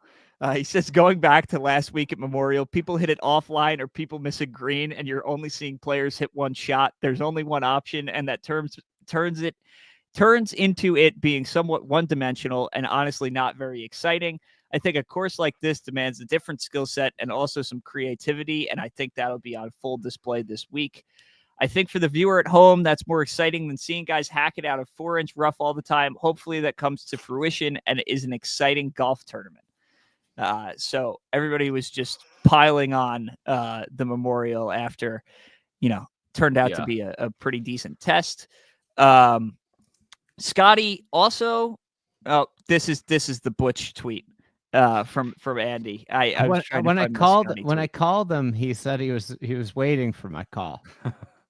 He just had your name written down. He had been notified by people that he had been brought up on a podcast.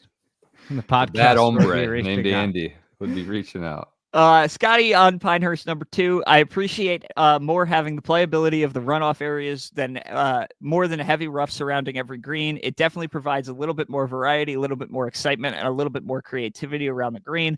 I believe it's a better test than just having heavy rough over the back of every green. Courses like this, I think, are a lot of fun to play. I don't know if he would agree with that, like maybe 48 hours later. Yeah, That's what he says on Tuesday. Yeah. Bryson does a walk and talk with Johnson in which he shows his bulged irons and very clearly shows how they are kind of, have the caving in on the heel and the toe. So it's designed, he says, the quote of, it's designed for if I hit it off the heel and the toe to not penalize that shot as much. His one-of-a-kind $10,000 3D printed irons. Will Knights is like losing his mind over this on Twitter, and he does an article, talks to somebody at the USGA to figure out how this is even legal and allowed. Obviously, Bryson's equipment was a recurring theme of the week. Dayman shows up in these Malbon sweatshorts that get a lot of play on Twitter. They're almost like a bathing suit. Yeah. Really, really odd look for Tuesday.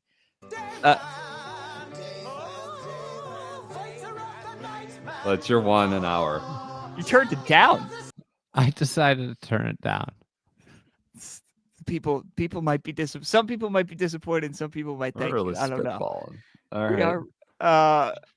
And then Tuesday night we record the preview episode for Wednesday. Brendan's crusade against P-Boy. Oh, P-Boy. I forgot about this. I mean, Brendan's crusade against P-Boy is off to the races. They were selling hats in the merch tent that said P-Boy. P-Boy. You guys were with me right there. I wasn't out on some ledge. You were like, this is weird. You said it was There weird. There were rumors of a mascot P-Boy walking around. I don't know if those ever got confirmed. I looked for a long time. God. The first week on the job, we have you running around looking for mascot P-Boy. There were a lot of rumors that the Pinehurst comms department, marketing department was very unhappy with this podcast, illuminating P-Boy. Talking about the Bears. Too much. Who's this boy? Who's this little boy that's everywhere? That's like your moon, your sun, and your stars on everything. God. I believe that our podcast might have set off a little bit of a P-Boy backlash among all over the place. We're rolling back P-Boy. I think the P-Boy takes came from a lot of different places after our take was let out of the bag. This is never before seen footage from Wednesday's Good Walk Around Pinehurst on We P-Boy. are passing by Putter Boy Pavilion. How about that? Why is it authorized personnel? What kind of deviant stuff is going on in Putter Boy Pavilion? What do they have? What's the authorization? Do you have to have some sort of interest? I don't know what special interest. Who is Putter Boy? Is cancel culture coming for Putter Boy? Why is Putter Boy Pavilion off limits? What's going on in there? What is he hiding? His skeletons in the closet? Is he a bad little boy? What's going on with Putter Boy? I'm taking myself out. No. I can't believe PJ's unearthing this footage that I had to walk out of. I have one video saved from Pinehurst still on my phone, and it is that one that I've been saving for this exact moment. I mean, it was like double secret access to get into Putter Boy Pavilion. What's going on back there? Andy had to excuse himself from the Putter Boy. I saw where it was going. You kept talking, and I was like, stop, just stop. That video was 20 seconds longer than it needed to be. All right. Wednesday, not a lot going on. You link up with Butch, who was expecting your call. So you tweet, I've been offered representation by a Moore County attorney named Butch, so I have to assume I will be in great hands. We find the hot pink Pops G4 hat for the Good Walk giveaway. in the merch tent. And Mike Wan's presser, the main gist out of it is that he says the USGA is looking into qualification methods for LIV golfers sometime in the near future. I don't really know where we are on that, but that's what I have for Monday through Wednesday at the event of the year. Love it. Love it. Let's go to Thursday.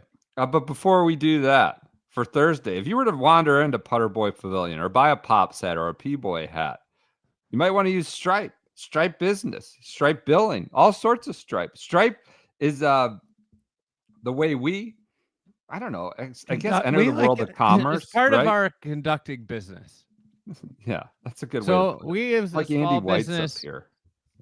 We as a small business use Stripe. Giant businesses like Alaska Airlines use Stripe. Yep. Hertz. There are all kinds of businesses that use it.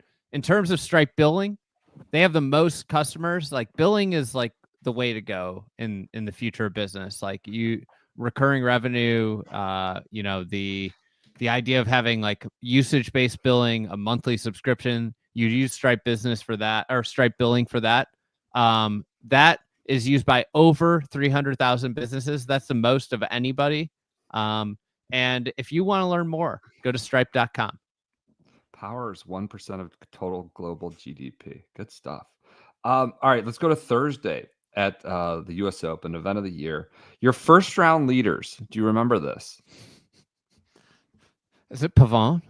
It's Cantlay and Rory. After the preceding months of he's going back on the board, he's not on the board. There's a subset of people uncomfortable with me. They were both shot 65. Just a FYI, I'm going to answer whenever you ask a question about a player is going to be, is it Pavon? Is it Pavon? I haven't picked up on that. So those are your first round leaders. They shot 65, Ludvig 66, Pavon 67 with Bryson at 67. So, what would come later is obviously most of those guys, actually all four of them hung around. Ludvig sort of bombed off, relatively speaking, but Cantlay, Rory, Pavon, and DeChambeau were there was right on there. Sunday. He was there. He was Saturday. I'm saying relative to those four that were really there at the end on Sunday. Those are your first round leaders, showing there were numbers out there. Wyndham on Monday saying it's borderline unplayable. The guy shoots 65. You had to work for it. You had to play your ass off. But 65 was out there. Pinehurst playing well. Mark Calcavecchia lights the world afire on his Twitter account. He says, "I'm ready for some abuse. Just going to spit it out." ! Pinehurst is such a cool area with great courses. Number 2 ain't one of them. The most overrated course in the world. It's true.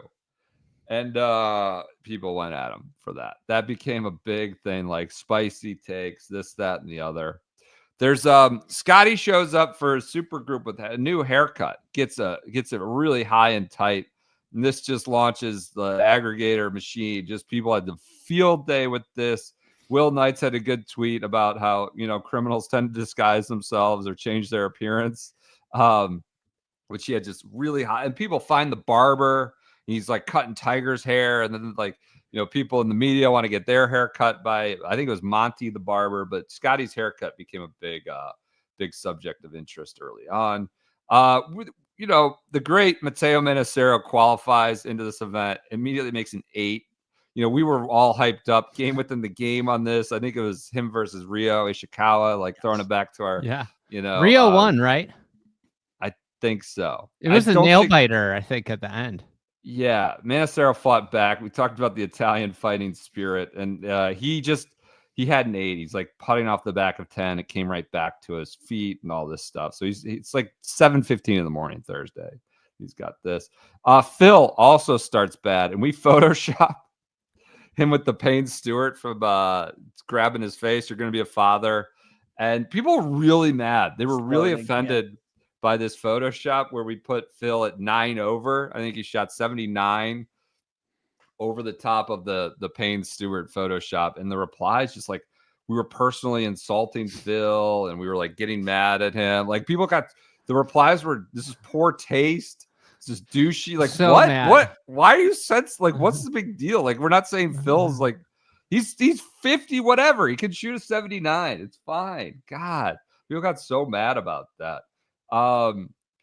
Tyrrell Hatton on the 17th hole played well, had dropped his club, then kicked it and rolled on a shot that rolled to like 5 feet.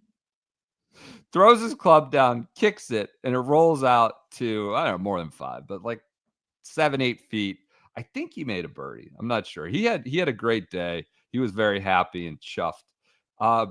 Billy Boy missed a baton toss, and it left a dent in the green. He had to break out never, even for the most experienced batonsman, never a fun moment. You got to break out the repair tool, and when you leave a divot. This is part of being a performer. Yeah, that sometimes you falter. He kind of did it all in one motion. Picked up his drop baton, went to the pocket for the repair tool quickly. I wrote about Billy had a Sergio. good week this week. He did. He and ZB were a pair on the weekend, I think. Yeah. You were all fired up, and they were both kind of in the top 10 at one point.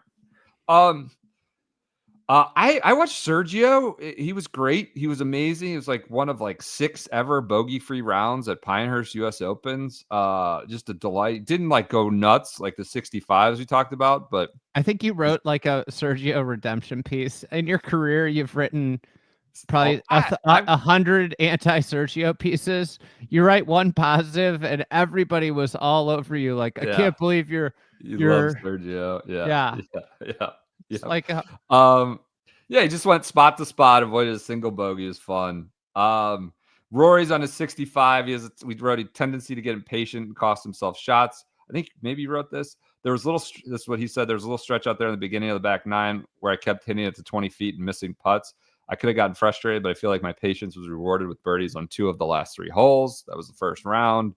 I think on Friday or maybe Thursday, I haven't. He credited his enthusiasm with golf course architecture and his improved U.S. Open play. Like an insane run of U.S. Open performances now. He's 65. I think it was the 6th straight year he like opened the U.S. Open with a top 10 or something like that. His run over the last 6 years at the U.S. Open is really remarkable. There were rumors, eyewitness evidence of a coach inserting himself into the championship on Thursday. Might have been a month. Was it Thursday? I think so. It was Thursday. They have it on Thursday from our Thursday podcast. Or Friday. I think it was Thursday on our pod description. A certain monk, maybe inserting himself into the actual championship, talking maybe to giving caddies. out coaching during play, perhaps. There was rumors of that. Hatton, we talked about the club throw and kick. He said, "Do you prefer this kind of U.S. Open as opposed to Valhalla?" He said, "Yes. With it being harder, a lot of guys lose their head, and it brings them to my level because I just lose my head every week. They can experience what it's like in my head. So he likes this better than Valhalla." He had a great week. He did. He played well. We forgot. There was some blocky story, but I never tracked that down. Can't find the transcripts because we're filming live. No way. What was the blocky story? No way. From Thursday's pod. What was the blocky story? Is that he was signing autographs and he had one ball to give away to the kids, and he was asking blocky trivia to like 7-year-olds. Trivia. When it was hard. What trivia. date was my 62 at Valhalla? Oh God! Asking for like August 15th or whatever the exact day was. Rory, did it go in? Heard that story immediately. Put it in the show notes. Bryson's just going nuclear. On number 8, he hit one 380. The longest drive was 328 prior to that. So he's got his crank driver. He's just 380 on number 8. That turned. I mean, that was a very hard hole. That's not an uphill. Yeah, very hard hole. I remember it was like in a place that like it's like what he hit it there. Yeah. We had the good walk. Rory and Bryson were both just blasting the ball. But then I mean, anyways, you do the weekend. Bryson did not drive it well, though. I mean, you can do it. He had his new driver. And all that. Yeah, right. He still had to, mold it in or whatever. The face was flattening out. Yes. JT shoots 77, and we quip that maybe Charlie Woods should be his coach too. It said like he hasn't been the same since like full swing. I don't know. I don't think we quipped. Somebody did in the newsletter quipped that. Brooks Koepka turned down media and ran out after a 70. That could have been a 67. Kind of kicked it a little bit at the end. Doesn't do media, but then texts with Eamon Lynch back and forth. Oh yeah, he put that like, article up. Good article, creative, crafty. I gave Eamon a little bit of shit for that, but he says media needs to be more creative with their questions. He said he was going to have a dip and watch the Florida Panthers game. The peas, yes. Neil Shipley was like body shamed, and I don't know who was in the media, like just hammering him. He says, "You look more fit." Yeah. How much weight have you dropped? I mean, I don't really know. I'm not keeping track. Am I right, though? He goes, I think I've dropped a little bit, but not something I'm trying to do intentionally. I think it's just I've had a long sprain. It's going to happen when you're traveling this much. I mean, this is just badgering the guy about like just 3 in a row. I don't know who that was, badgering Neil Shipley about his body, being a husky boy. Luke Elvey, who was on the call, is caught using a made up like that fake account, the parody account Tour Golf, but spelled TUOR. Says Tiger shot a 29 during practice round, and Luke Elvey regurgitates this while he's doing the broadcast. He goes, rumors around the ground are that Tiger shot a 29, but it was just that parody account that shared it. And Tron tweets about this. He goes, fantastic. A true play stupid games, wins stupid prizes for whoever decided to hire him this week. Zero self-respect. So he's regurgitating, parody account rumors. That's all I got for Thursday. It's not all you got for Thursday. Is that Thursday I gave? Oh, yeah. God, there was, I don't know who did this. Somebody photoshopped me on the P-boy. The weird, like. That's deviant. That's a deviant little boy right there.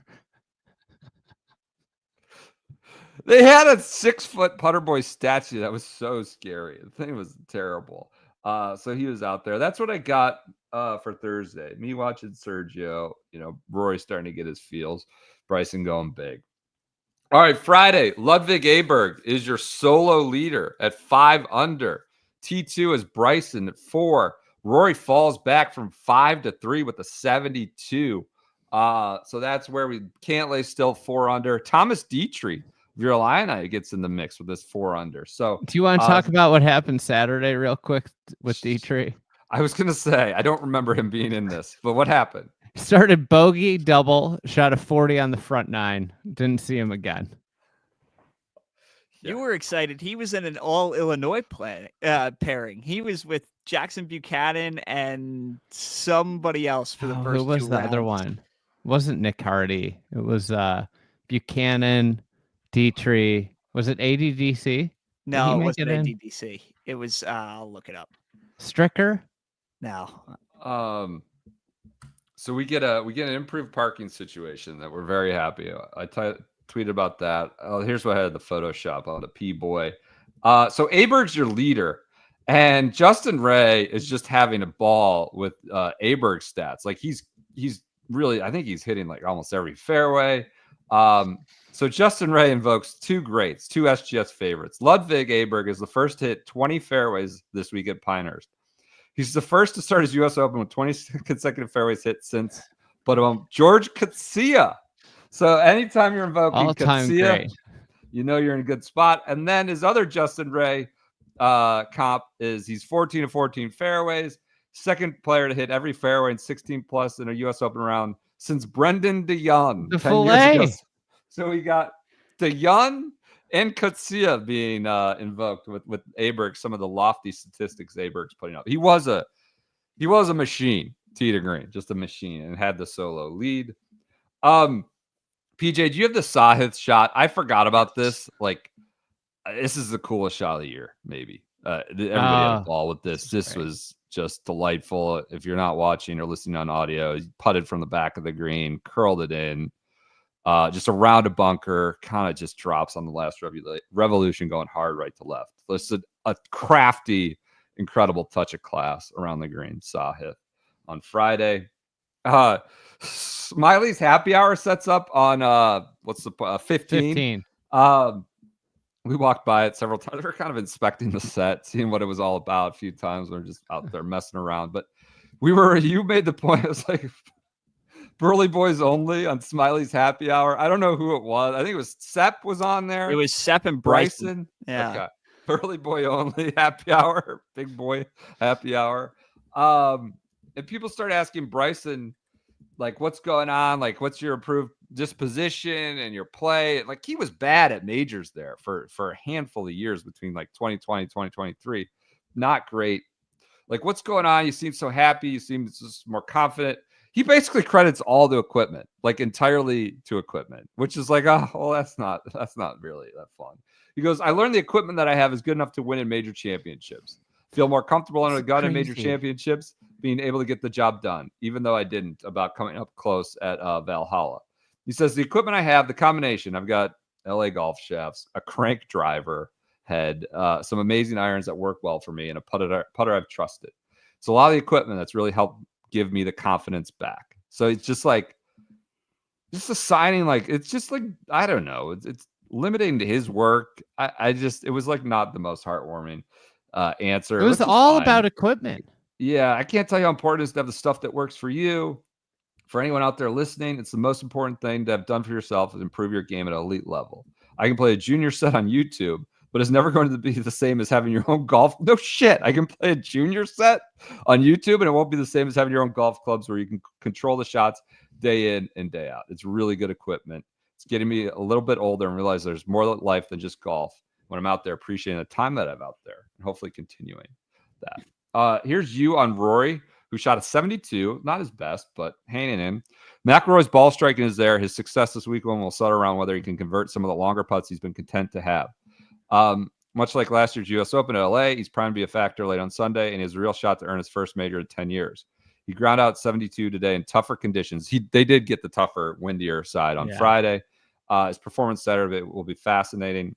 On Scottie, you said he bemoaned Pinehurst number 2 sandy waste areas and, quote, the luck of the draw they present. And you had in our Friday night podcast, I sent this to you, PJ. You can just roll it. A great theory that kind of took off. He corroborated part of this theory. He doesn't like the waste areas. What's he want? He wants something predictable. He suggested to some journalists that he wishes that it was just Bermuda, not the waste areas. Okay. He doesn't like he thinks it's unfair that it's just like it's a crapshoot, total crapshoot when you go in there. And what? So if you feel that way, if you don't like the waste areas, that's going to make you more uncomfortable off the tee. You just become less happy. Less comfortable, less happy, less pleasant to be out there. This is little ways. Exactly why venues and variety and golf courses matter. Yep. Because if you just become, if regular rough doesn't scare you, there needs to be different stuff like this. And it clearly, just based off I think, obviously you want to take a little jump here. Like, this is kind of the jump. While I was watching him play today, I was thinking, I don't think he likes the waste areas. That's the only thing that could possibly describe how bad he drove the ball by his standards. I mean, a guy could not miss for 3 months, and then he was really fallible. He corroborated this. A lot of people told me I was stupid. I stuck it to the Twitter warriors. That was a good early call on Friday night, I don't know. I think I have it in my Rocket Mortgage research. He effectively just says the rough. It was Travelers. It was the next week. I have it. Yeah. Mm-hmm. Rory talked about conservative strategy off the tee and, quote, chasing angles in the fairways with irons off the tees. I had that diversity. Okay. Because being employed by the best players. Go ahead. We have the audio on the board here. Okay, this is what he said. Okay, maybe that's from Saturday. How would you say this golf course challenges you differently than your run-of-the-mill tour course? Yeah, you have to run of the mill. Yeah, it just requires a lot more thought. Even that I had a great drive up the 8th hole. I had one had 151 adjusted to the hole, and I'm trying to land at 146. I can't land at 144 because it's not going to get up there, and I can't land at 148 because it's going to go over the back of the green. So you just need to have a lot of precision. And I feel like for the most part, I've done that well this week. I've got the ball pin high quite a lot, which is really important. But I'm not trying to land the ball pin high. You're trying to hit it to a number, with a wedge, maybe 5 short of that. And then with a mid iron, you're maybe trying to land it 30 feet short of the pin and try to get it pin high. So just a little more thought, a little more consideration to everything that you're doing. Very conservative strategy off the tee. And because most of us are playing conservative off the tee with irons, you can sort of maybe aim down one side of the fairway or the other to try to give yourself some better angles to these pins. Pretty good.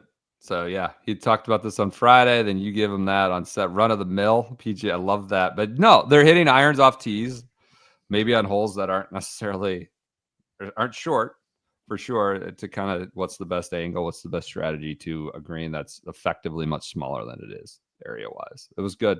It's really fun. And what you wrote was there's just a diversity of strategies being employed by the best players in the world. Refreshing departure from the homogeneity we're accustomed to watching week in and week out in professional golf. I write up Bryson on Friday, so it's like 2 days in a row. I did Sergio on Thursday, Bryson on Friday. I just talked about how fun it was to watch him. He says, quote, to echo the Rory, right off the Rory comments. Now, Bryson might be throwing a little catnip out there just to tell you what you want to hear. But he goes, I feel like I'm a little more strategic now, more often than not. I'm not such a risk taker. I'm sure you guys see I'm not really going at flags for the most part, trying to hit it 20 feet and make a 20-footer. My lawn putting game has to be good this week, and that's what's going to be the goal. I wrote, this was just more than mashing. Many of golf's speed darlings could be found near the bottom of the leaderboard and heading home for the weekend. So it wasn't just hitting the 380 ball. I was just talking about how fun it was to see him like just embracing all the fan stuff. It's just different, very different than when I saw him at Caves Valley, obviously, jumping fences to yell at people and confront people and not talk to the press. It was just a different experience. Speaking of, he's doing Smiley's Happy Hour. He does Smiley's Happy Hour. Oh my God. And Golf Channel runs a graphic about how he named his irons like Jackie Robinson because it's 42 degrees. And this was like Bryson when he was like low am and he was playing in the Masters. The graphic's like 8 years old. The graphic, the tweet you sent me got deleted, so I tried to pull it from elsewhere and I couldn't find it. Oh, I have it for you. I have a second one. But yeah, they run this long graphic about how it's Gamma, Azalea, Juniper, like all. This was what was going on. When he was like fresh out of college. It's just an old graphic that everybody's having a lot of fun with. I threw it at you. I don't know that we need to share it, but just like who's producing Smiley's Happy Hour with these graphics? And Bryson didn't know how to answer. Like they're throwing it at him. And he's just like, yeah, that was Jimmy Demerit as my gap wedge. King is the lob wedge and Honor All Palmer. These are the names of all my clubs. That's just not the case now. His irons were printed like last week. This isn't how it works anymore. I don't know. NBC was just didn't have fresh Bryson content ready at all, I guess, which is hard to imagine. So that's from Smiley's Happy Hour. There, you got it up on the screen. Francesco Molinari aces the 9th hole to make the cut on the number. I forgot about this. This 36th hole. He's going home and he aces it and like celebrates with Sergio, who's in his group. It was an all-time like jump the right side of the cut line moment. We're on a very hard hole. Although the septic tank aced. Yes. Number 9. Playing with Pepe Peter, by the way. The tank and Pepe Peter were together the first 2 days. There's a great tank pairing on the weekend we'll get to. Last Rory 1-putted 17 for a par. He putts off down the front of the green, off the green. Oh, he chipped in. And then, makes the comeback. It was kind of, this was like, oh shit, this is his really bad round. He's going to be like 75. And this was sort of, he shoots 72 with a couple of these moments that really kind of kept him in it. This was this is like dire. You're very concerned. So he putts way off the green, chips in, coming back up 17. To keep it, keep the rails, keep it on track and all that, which stuff you'll get at a US Open. Yeah, he chips in for a par. Putts off the green, chips in for par. Cut casualties. Tiger, God, there was so much Tiger hope and optimism. I just left this out there, but on Thursday, he had Charlie on the bag. Well, yeah, it's like the lower left leg, the lower leg looks as good as there's as much action as there's ever been. This is the most he's been grinding. Like, this is the hardest he's worked since the accident. There was a lot of those tweets. I think he opened with a birdie. He was 1 under first 3 or something. He did okay on Friday or Thursday. And there was just a lot of like, he thought, it's a strategic course. It's really hot out. Like, this could be the thing that he could kind of get in it. And he misses the cut though. It just was never, his opening round kind of fell apart on the back. Hovland shot 68 on Friday, but wasn't enough because he got 78 on Thursday. So he misses the cut. Max Homa went 71-75, missed the cut. Phil Mickelson kind of like he was there in spirit, maybe. I don't know. He was 79-76 and just sort of, we're like, he looks like a guy who'd rather be doing anything else. The opposite of Tiger, who looks like he'd give anything to have a body that worked, is what someone wrote in our newsletter. I'm not sure who wrote the cut casualties. Justin Thomas went 77-74, crashed out. So those are some of your cut guys. Did he miss the cut? JT missed the cut of the Masters too. I think so. He did the preceding year with the weather. Remember? I don't know if he did this year. The top 10 at the Valhalla. That's correct, with the chip ins and all that stuff. That's your Friday. That's your first 2 days of at US Open. All right, we talked about Dietrich. Do you know who the final pairing for Sunday was? Pavon and Bryson. All right, I think got Pavon. I followed him. I remember it. Victor Perez and I were following Pavon, not Bryson. Saturday, Bryson shoots 67. He ends the day leading by 3 over Pavon, and then we get the Rory Cantlay pairing on second to last group. Yep. Which, second year in a row, Rory missed out on the final group. That's right. Right. Was kind of I think who was with Wyndham. Oh, Ricky was with Wyndham at LA. Yeah. Everybody wanted to be with Ricky on Sunday at LACC. Oh God. Drive by. Joseph from the newsletter on Saturday, a McIlroy win would make tomorrow one of the most memorable major championship Sundays in the 21st century. Well, it was one of those, but we didn't get a Rory McIlroy win. That's right. Kyle Porter had a great normal sport tweet. I don't even know what's going on here. What is that? Oh, turtleback green. Yeah, I think so. And then they also had tufts of grass. Mike Tirico, for our audio listeners, Mike Tirico is just holding a tuft while Brad Faxon is looking on. That's tough. This Claire Rogers video surfaced. It's from his victory at Wingfoot, his press conference. This is incredible. Partying for me though. I no drinking for me. I'll party, but I won't drink. Not my style. He's got a glass of chocolate milk next to him for drink all the chocolate milk there is though. I mean, we've been pounding that drum for 5 years. Yeah. I'll be drinking this chocolate milk though. Milk there is though. God. He takes a sip of it. So good. US Open champ, just guzzling chocolate milk. Finau completely ejects. He was like leading or in the mix. Oh yeah. Completely ejects on 13. Rory on Saturday. On Saturday? Yeah. On Saturday. Okay. 13 got him and Ludvig.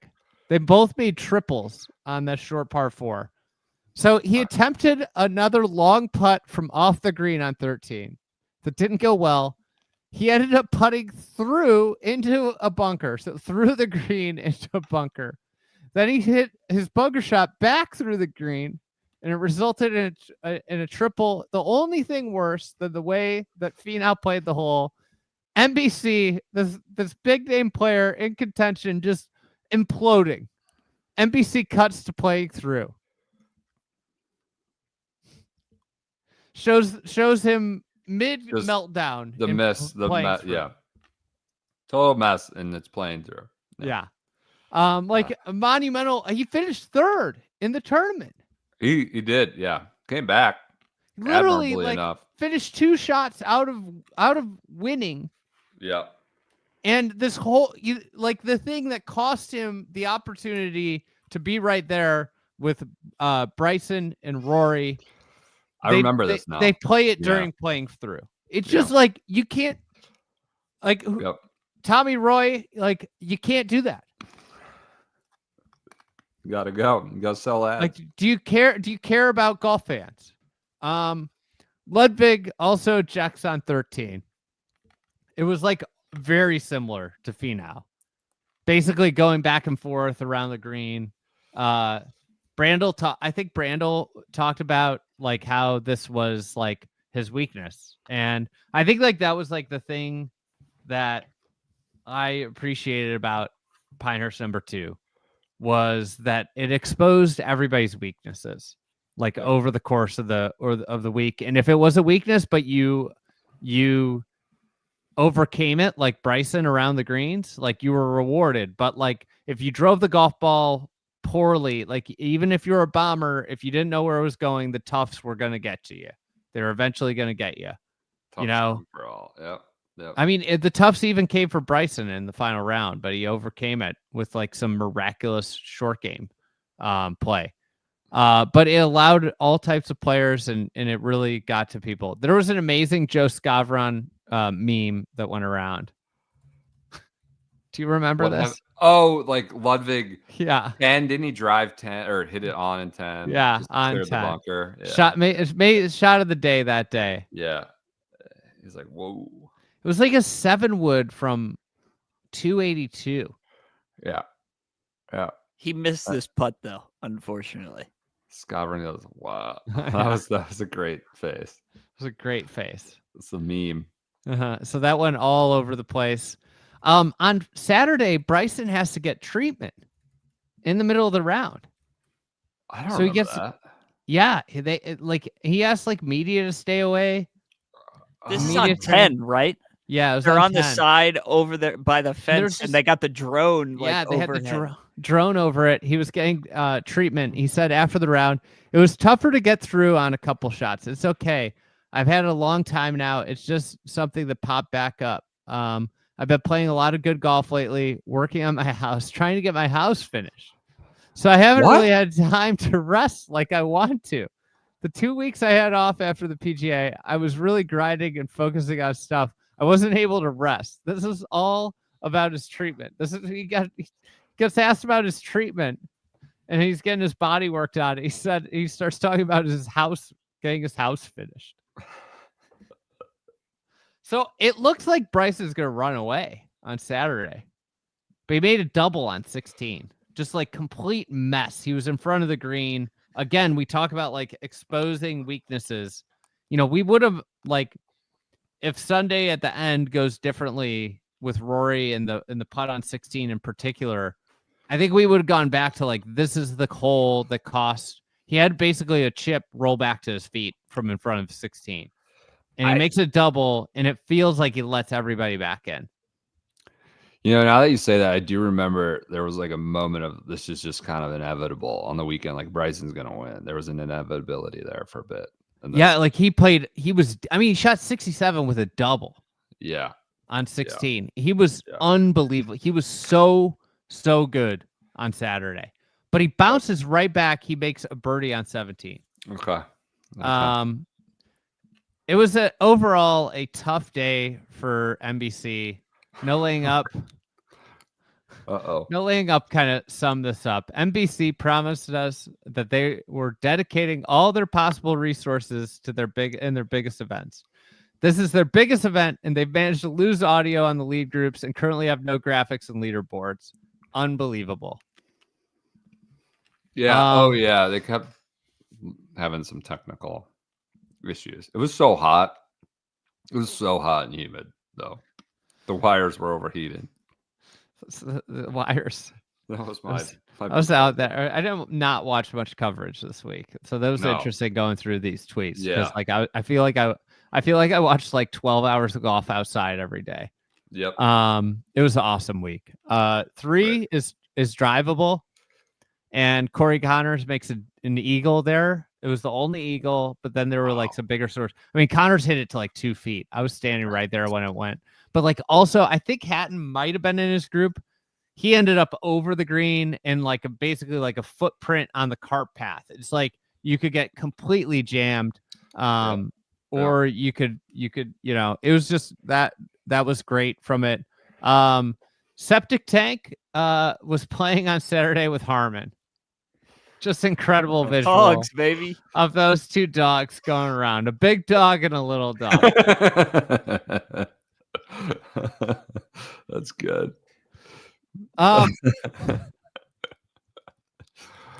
Bryson on being a fan favorite at Pinehurst. This is where like USA chants are breaking out. Yeah, like he's fist pumping. He's really becoming the spectacle in the arena, right? And he says it just gives me a spike in my adrenaline and allows me to focus more on delivering for the fans and for myself and for my family. It just inspires me.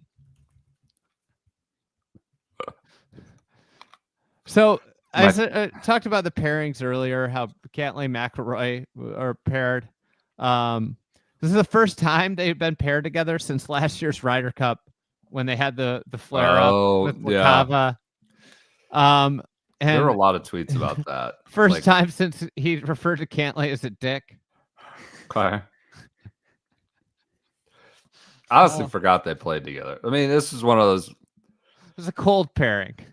Well, yeah, but it's also like it's the biggest Sunday of their lives, quote unquote, where like that shit just kind of doesn't matter. You don't even notice it. Yeah. Pavone. Someone asked Pavone what people in America should know about him. Nothing special.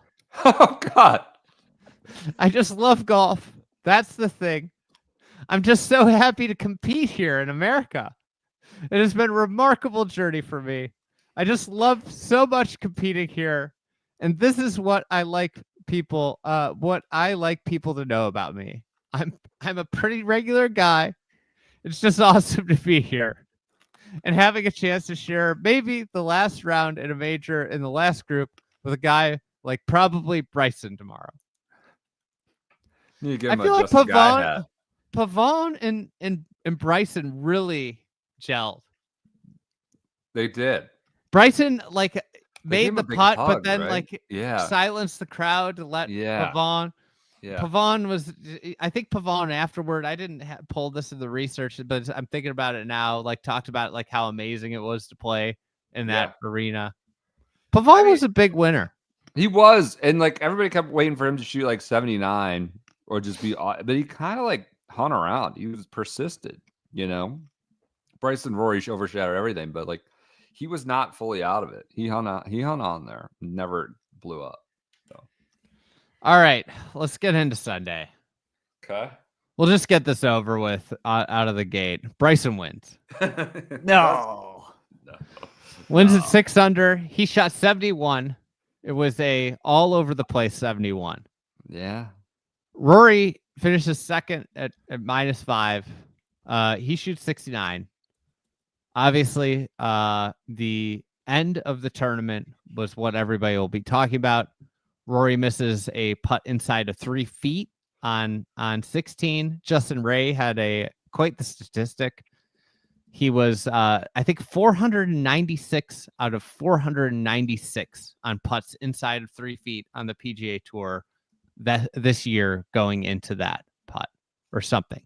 Or 496 of 496. Did I send you that tweet? Yeah, I have it. I was just bumping as we got to Sunday here on social. Please. But it was 496 of the 496. There we go. The whole season. Yeah. Before that miss. Ominous. That was the one. That 3 It was. That was the one. It was, he has 2 up. He also, there's a lot of second guessing of what he hit on 15, whether he should, I think it was a 7 iron he hit, or should he have hit an 8 iron? Because he hit kind of in the middle of the green. It ran through that bogey. I mean, that was a hard hole, but then very hard. I think Cantlay held the green, if I remember correctly. So there was a lot of second guessing there. And then 18, I mean, he just had like a brutal 5-footer above the hole. And I think when I think back to this, like the biggest thing about, they both hit really good chip shots. Bryson's bunker shot, all-world bunker shot, we'll show it in a second. But the biggest difference there was that Bryson kept his below the hole. Yeah. Rory's running out past the hole, and I think like maybe in his head he was thinking he wanted to try and make that chip. But that running past the hole made that just such a hard putt. So there've been like takes after that. I think by I want to say Ernie Els, like in a later interview, say in October, said that was like a bad chip, a bad shot by going above the hole. I don't. That's. Well, you don't want to talk to the statisticians. It doesn't matter. You don't want to come back to. I don't know. It's statisticians will tell you that where you're putting from doesn't matter. Right. But like, right. I remember I was right on that green, and as soon as it rolled by, I just was like, I think that's the worst putt that you could have after a short miss on 16. Yeah. Like, and if you remember, he played it way outside the hole, and people were like, you got to put pace on it. But at that time, Bryson's under a tree. I was over there, yeah.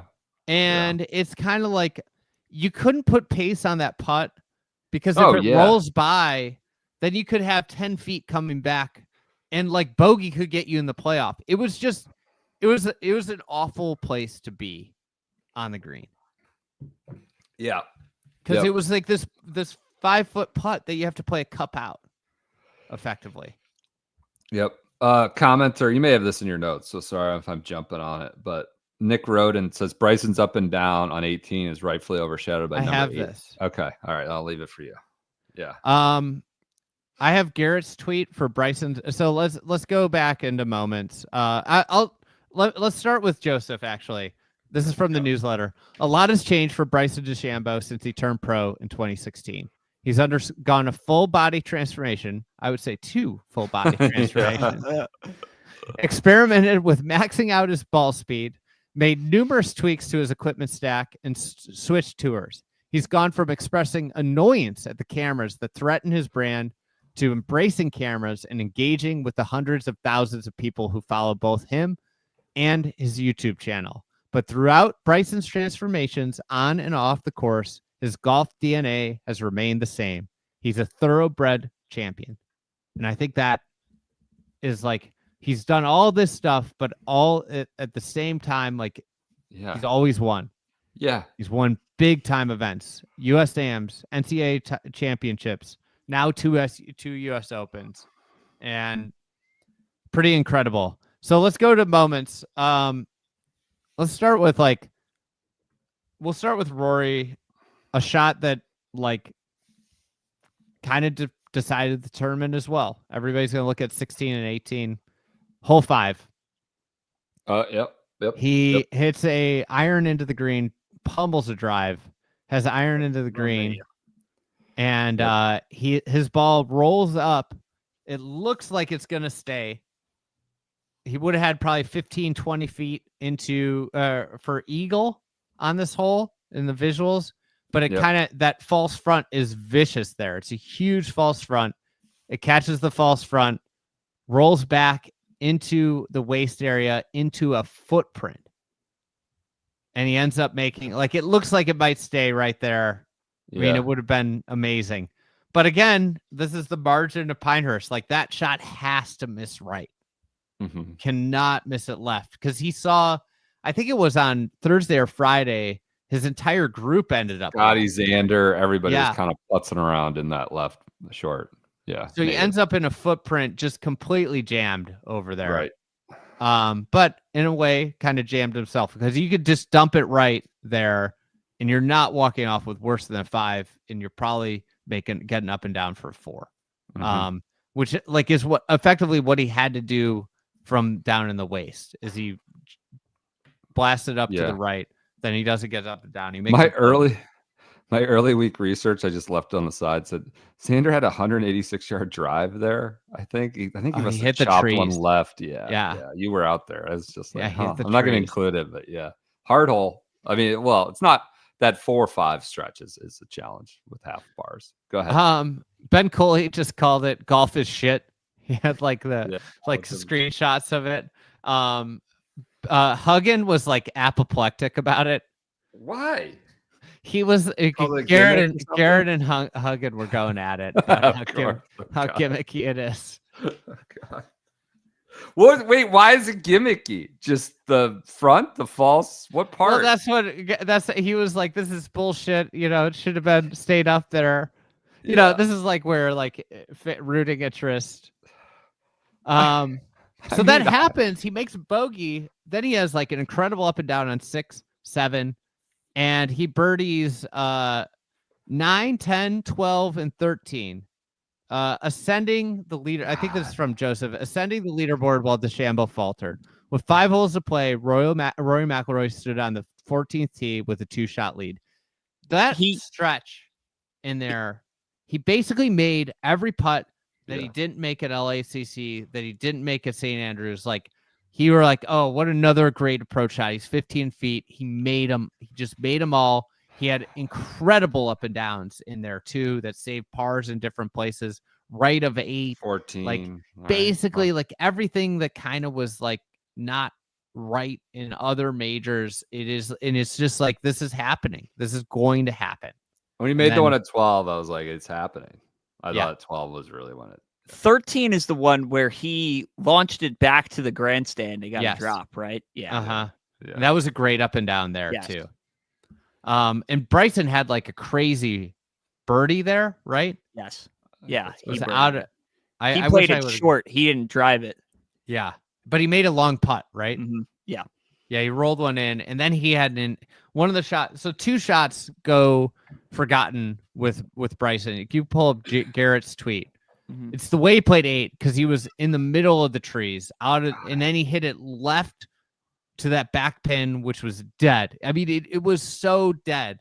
He got up and down there. And he had like a crazy up and down fist pump thing. It was one of his theatrical performances. The other big up and down, I think, for Bryson, and I'm sorry to go shot by shot so much here. No, but this is the one to do. This is the one to do it. Yep. The other really good up and down was when he drove it. He got out of position on 14. And he launched it left of the green, and up and down there was another crazy up and down. And you just think about like the single length irons, everybody always were like, the problem is chipping. Yeah. And this was the week where he just like, he hit all the shots. That one on 8, I was following him closely there. I was right of the grandstand. That was like the most fired up he was, quite honestly, for the day. Like when he made that save, except for like what.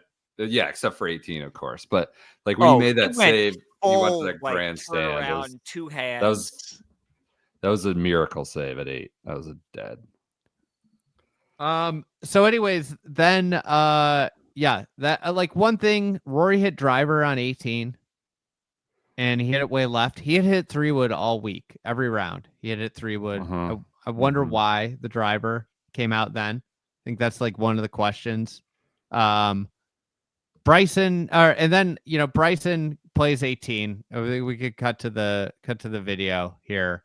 He's under a tree. He has to chip it out. He ends up in the bunker, 55-yard bunker shot, and one of the great shots of all time.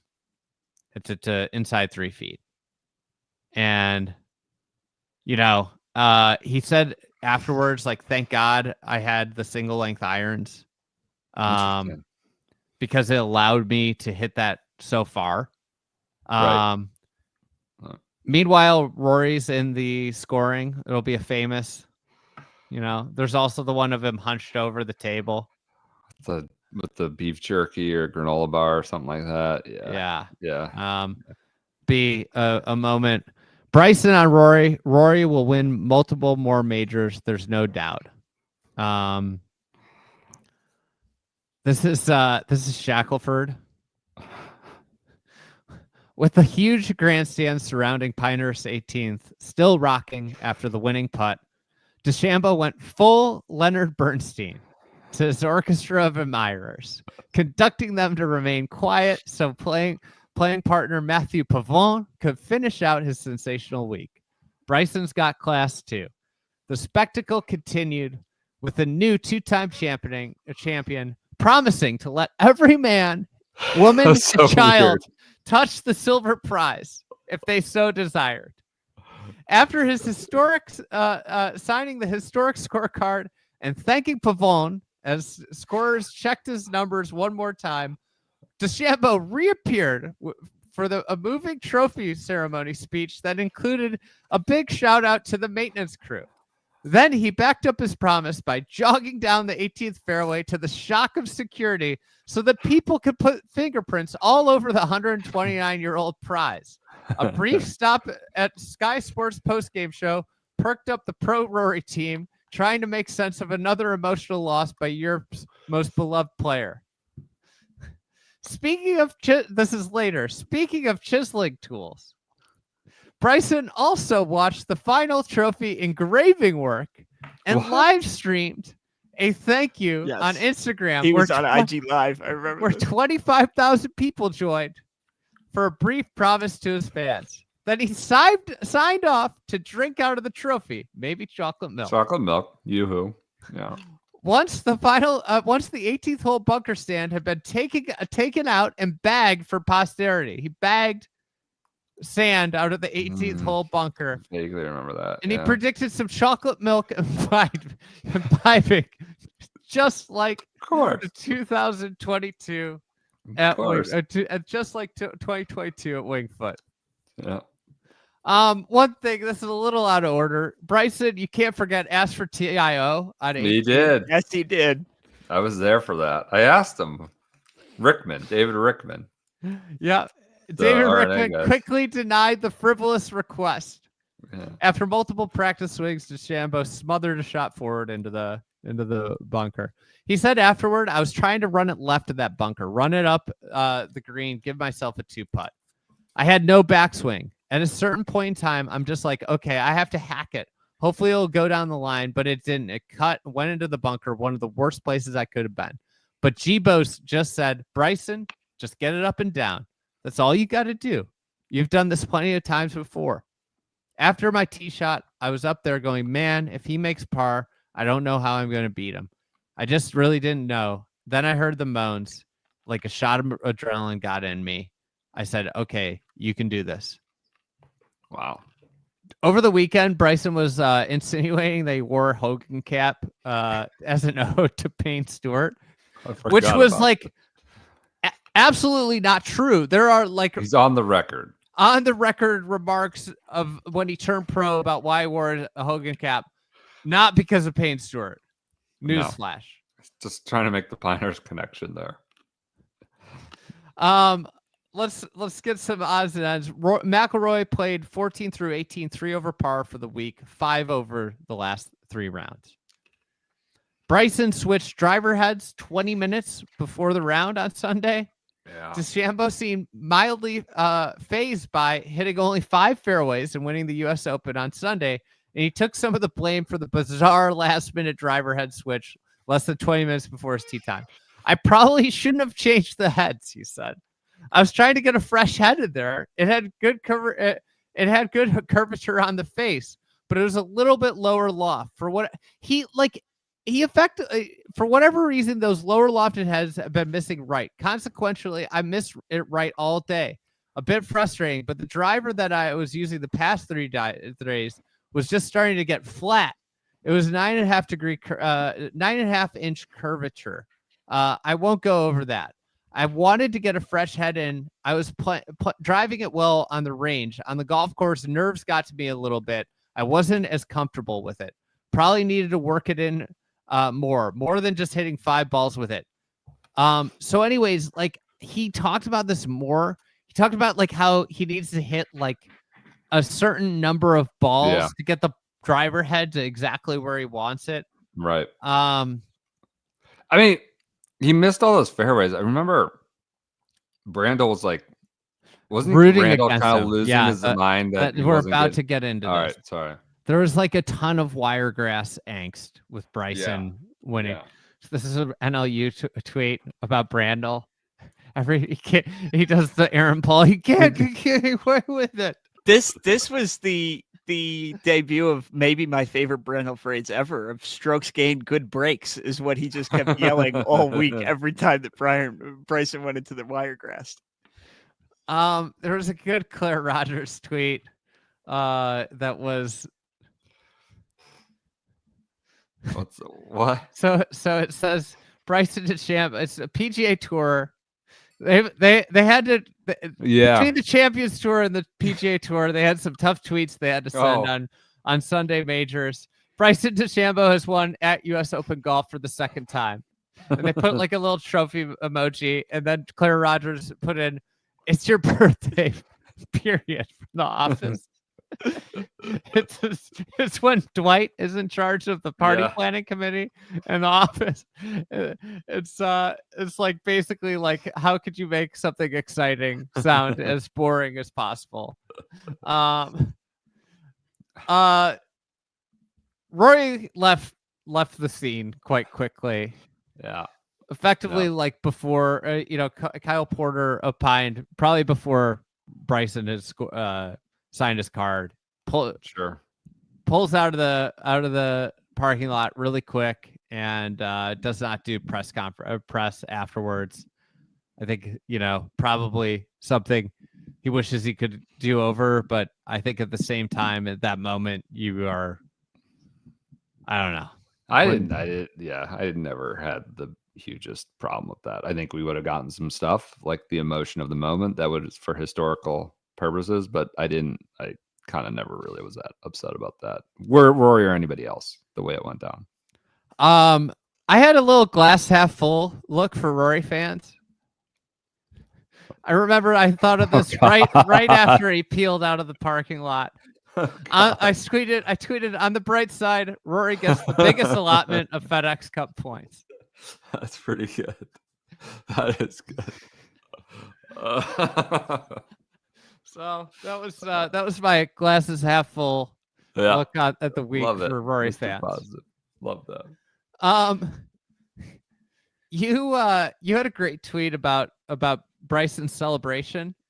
Bryson's golf ball toss did not make it to the grandstand. His only miss around the green all day. It was so just like it meekly hit the side and came back down. He just kind of like threw it straight up in the air. Like he didn't get any power underneath. It's like a quarterback trying to throw it out of bounds and it just gets picked off on the sideline. He just couldn't get it there. Anyway. Shipley wins low am at the U.S. Open. He had a clean sweep of the Masters and U.S. Open low am. Rarity. Yeah. And then let's close it out with Johnson Wagner's segment on Golf Channel with the winner, Bryson DeChambeau. They send him out to hit the shot. Rich, what a day. What a championship. Man, the USGA Pinehurst Resort, I just thought it was a 10 out of 10 setup. Jeff Hall and his team did an amazing job, and the course really shined as they wanted, and Bryson shined. Just have to say, I've been standing out here for a while. Bryson came out after his press conference, took pictures with everybody, signed everything. Really incredible. And coming on the set, I think he's really matured these last 8-9 months. Tell you who hasn't matured is me. I'm out here 55 something yards. I got a 50 degree. This sand is so perfect here. So we're going to see if we can't pull this off. It's pretty dark out here, but I got the Jumbotron lighting me up, and man, that clubhouse is looking at me, Brandel. Scary. Oh, sit. Sit. Hey, it's probably over the back of the green, but I went for it.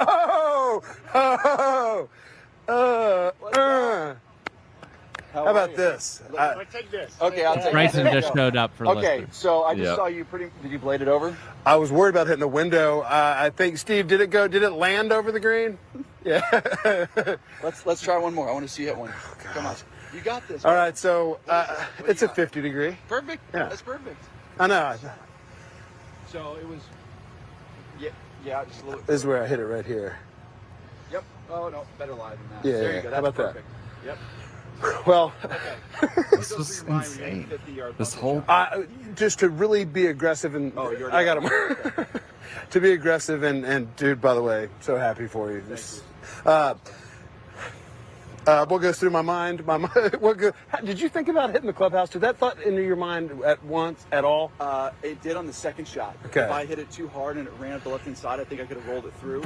But not here. I was actually, because I played a huge explosion chunk and run. So if anything, I was going to leave it short. Okay, well, that's probably a smart thing. I got a question about that second shot. Yeah. With your single length iron, I found a window. I was going to hit it. I found a window that I could get a little flatter. Because it was upright. I couldn't do that because it was upright and everything. So I didn't have that chance. Okay, yeah. that's what I thought. I didn't have the luxury with that. But you know what? Sometimes it helps.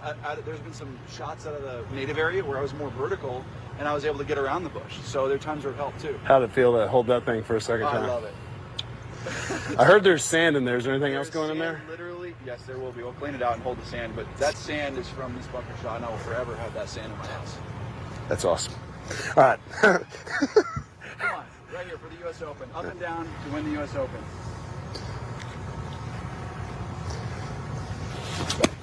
Oh, I chunked it. That's perfect. Please go in. Get up there. You just had that knee around. I still can't believe how good Steve, it was. how close? Can I hold it? You got it. Come on. Thank you. Player B is always better than player. Great segment. Great TV minute. Honestly, I can't think of many U.S. People win a major and then go down and join like a segment like that. Yeah.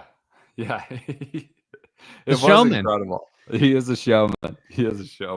I mean, Johnson's like a tour winner, but it was like amazing. He's like, all right, come on, give yourself a good lie. It was great. That was a good moment. I see in the YouTube, our friend Red Harrington is correcting. He drove the 13th green. Okay. He two-putted. For birdie. Apologies. Right. Well, I remember he hit a 3-wood, so I thought it landed short, but I didn't remember the semantics. I knew he didn't hit driver after Rory grandstanded it. Yeah. All right. So there we go. U.S. Open. Event of the year. We're at 2:34. Are we just going on? Let's go. I think we have to. All Travelers, right. baby. River Highlands. You need to take a break, Andy. Go take a leak or something. If you got to take a leak, get some lunch, whatever you got. We're good. All right, let's do it. Travelers, let's go. River Highlands. What do we got? We got this. We got Rocket Mortgage and John Deere. I'm going to do in under 10 minutes. I promise. This is insane that we just have this finished and now we're like going to a signature event. Like insane that we got to go Travelers. Not just any signature event. Freaking Travelers. The renovated the more teeth true. The more teeth in River Highlands. Yep. Oh, all right, we're going. All right. Travelers, as you just said, PGA Tour, they put out a big press release talking about it all week. Numerous changes to River Highlands, growing out the rough, shrinking a couple greens, shrinking landing zones throughout the course in order to put some more teeth on it. This did not work at all. The Olympic field is finalized after the U.S. Open. Corey Connors, perhaps with his eagle on 3, snakes the final Team Canada spot from Adam Hadwin by like fractions of an OWGR point. That was really the closest call that got a lot of play on Monday. Toasty is in, which gives some enthusiasm for Toasty's in a signature event. No, is in the Olympics. In the Olympics. Okay, got it. He makes it very, very slightly. Yep. Michael Thor Bjornsson makes his PGA Tour card debut on a sponsor's invitation. This is his first event after deciding to take his card from PGA Tour U. Yep. Other sponsor exemptions is Billy Horschel, Adam Scott, and Webb Simpson. The train continues. Adam Scott, Webb Simpson, Billy Ho. Billy Ho is just whatever. He's just the town crier. He gets the spot.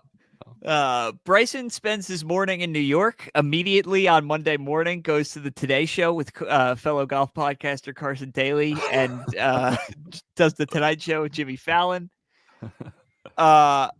Two big news from the Ball Frogs this Monday. Niall is announced as an investor and the lead ambassador for the Ball Frogs. And Hideki is also formally announced as a Ball Frog, as first reported by Andy.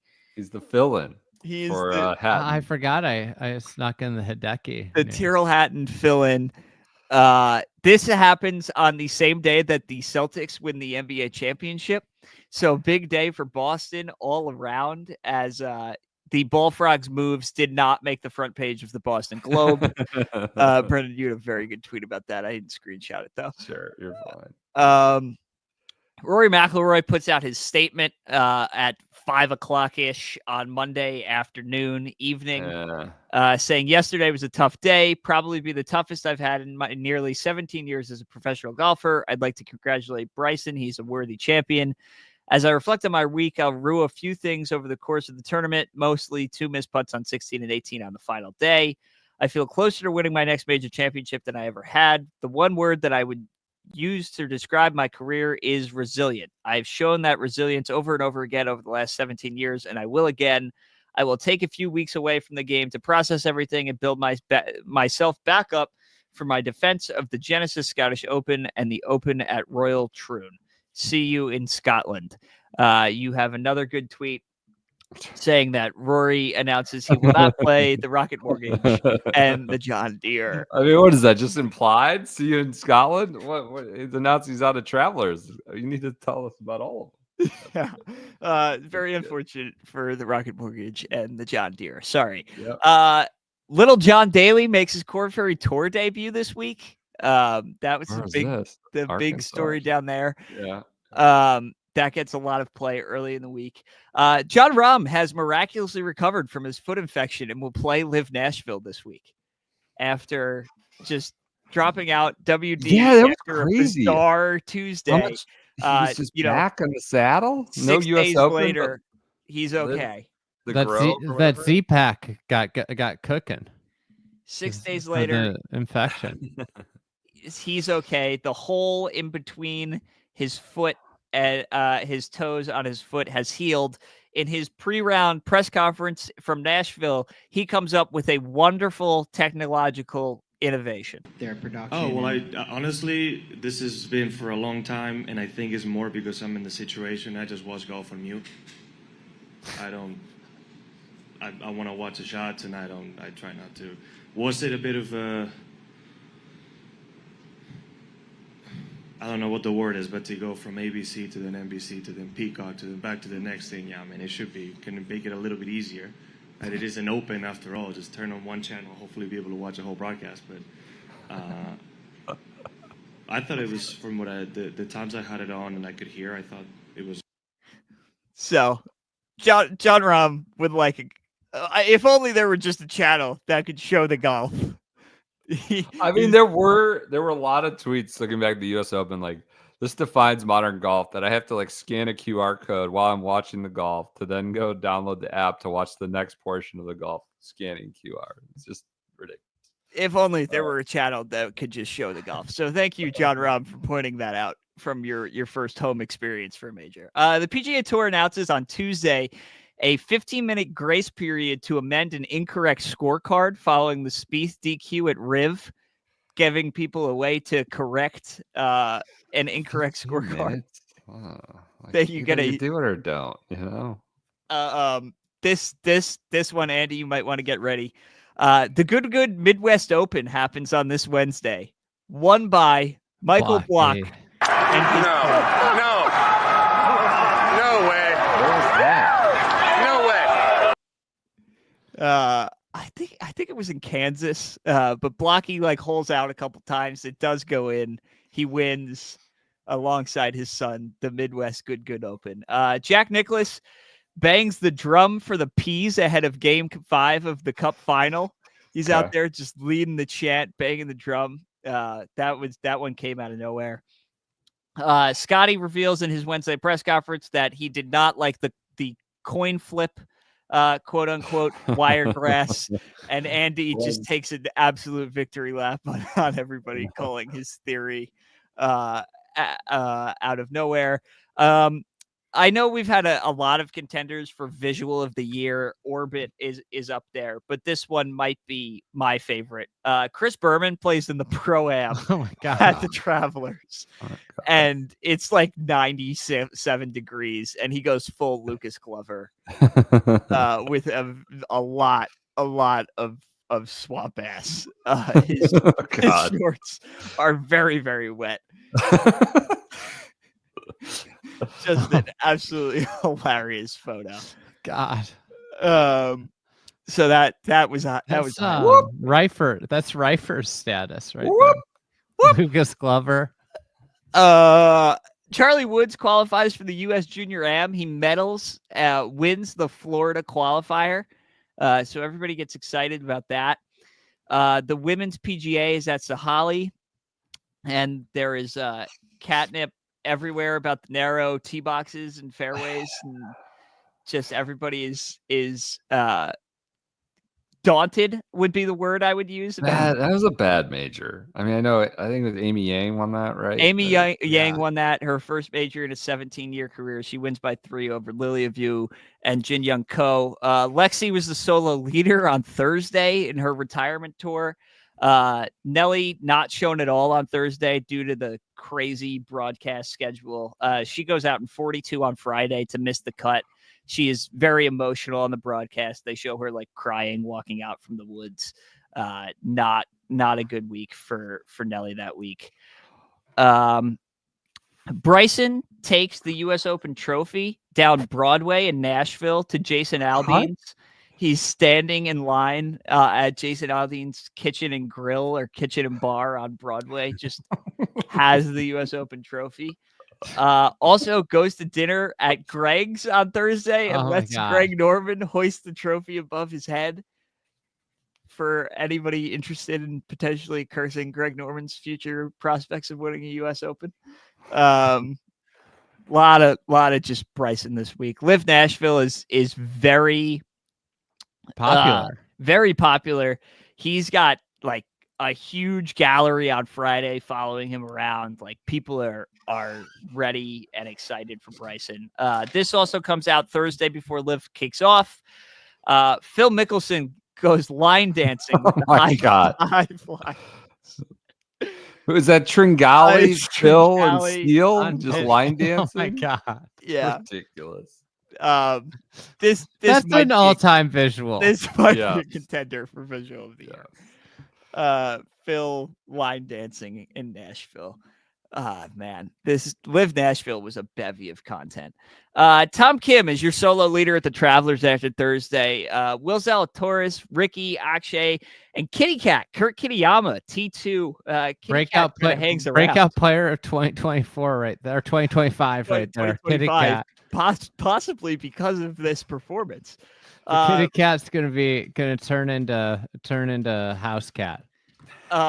Scottie is 2 back of Tom Kim entering the weekend. It is both of their birthdays on Friday, so there was a lot of play on that about on social media. Tom Kim is 2 up on Scottie entering the weekend. Scottie is the betting favorite despite being 2 back of an international superstar.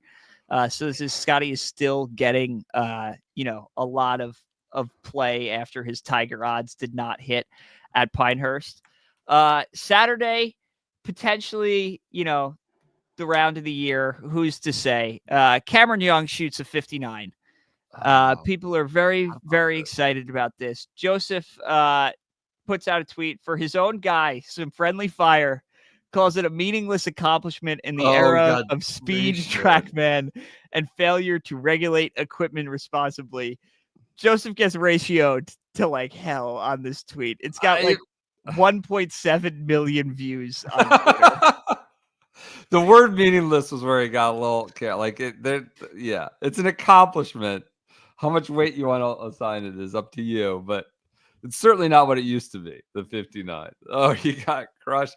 And then we'll just go ahead. Hayden Springer shoots 59 of the JDC, and Lamagna tweets the Last Dance security guard gif, like where they're smiling with the arms out. Like I told you, Hayden Springer shoots another. They kind of unfortunately popped my guy here by putting a picture up of his scorecard with the giant yellow preferred lies and effects sticker. Very unfortunate for New York's own Cameron Young. This was a rough couple weeks for Cam Young. There's so much Cam Young in the last hour of this year in review.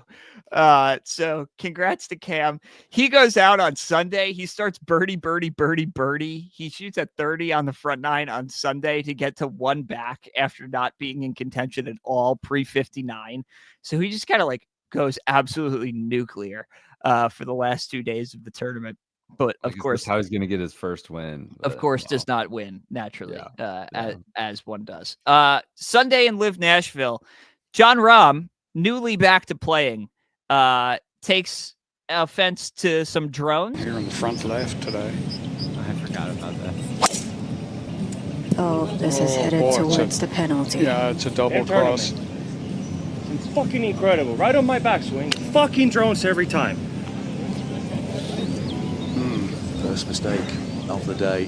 First mistake since the opening hole yesterday for Jon Rahm.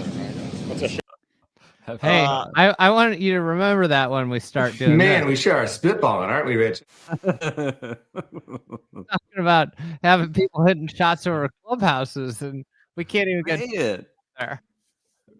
So Jon Rahm not happy with the LIV drone coverage. Drones also get a minute of shine in the year in review after Bobby Mack last week. Yeah.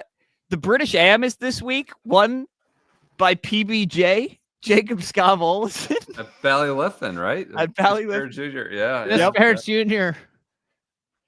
Yeah. He arrives on the scene with the British Am win.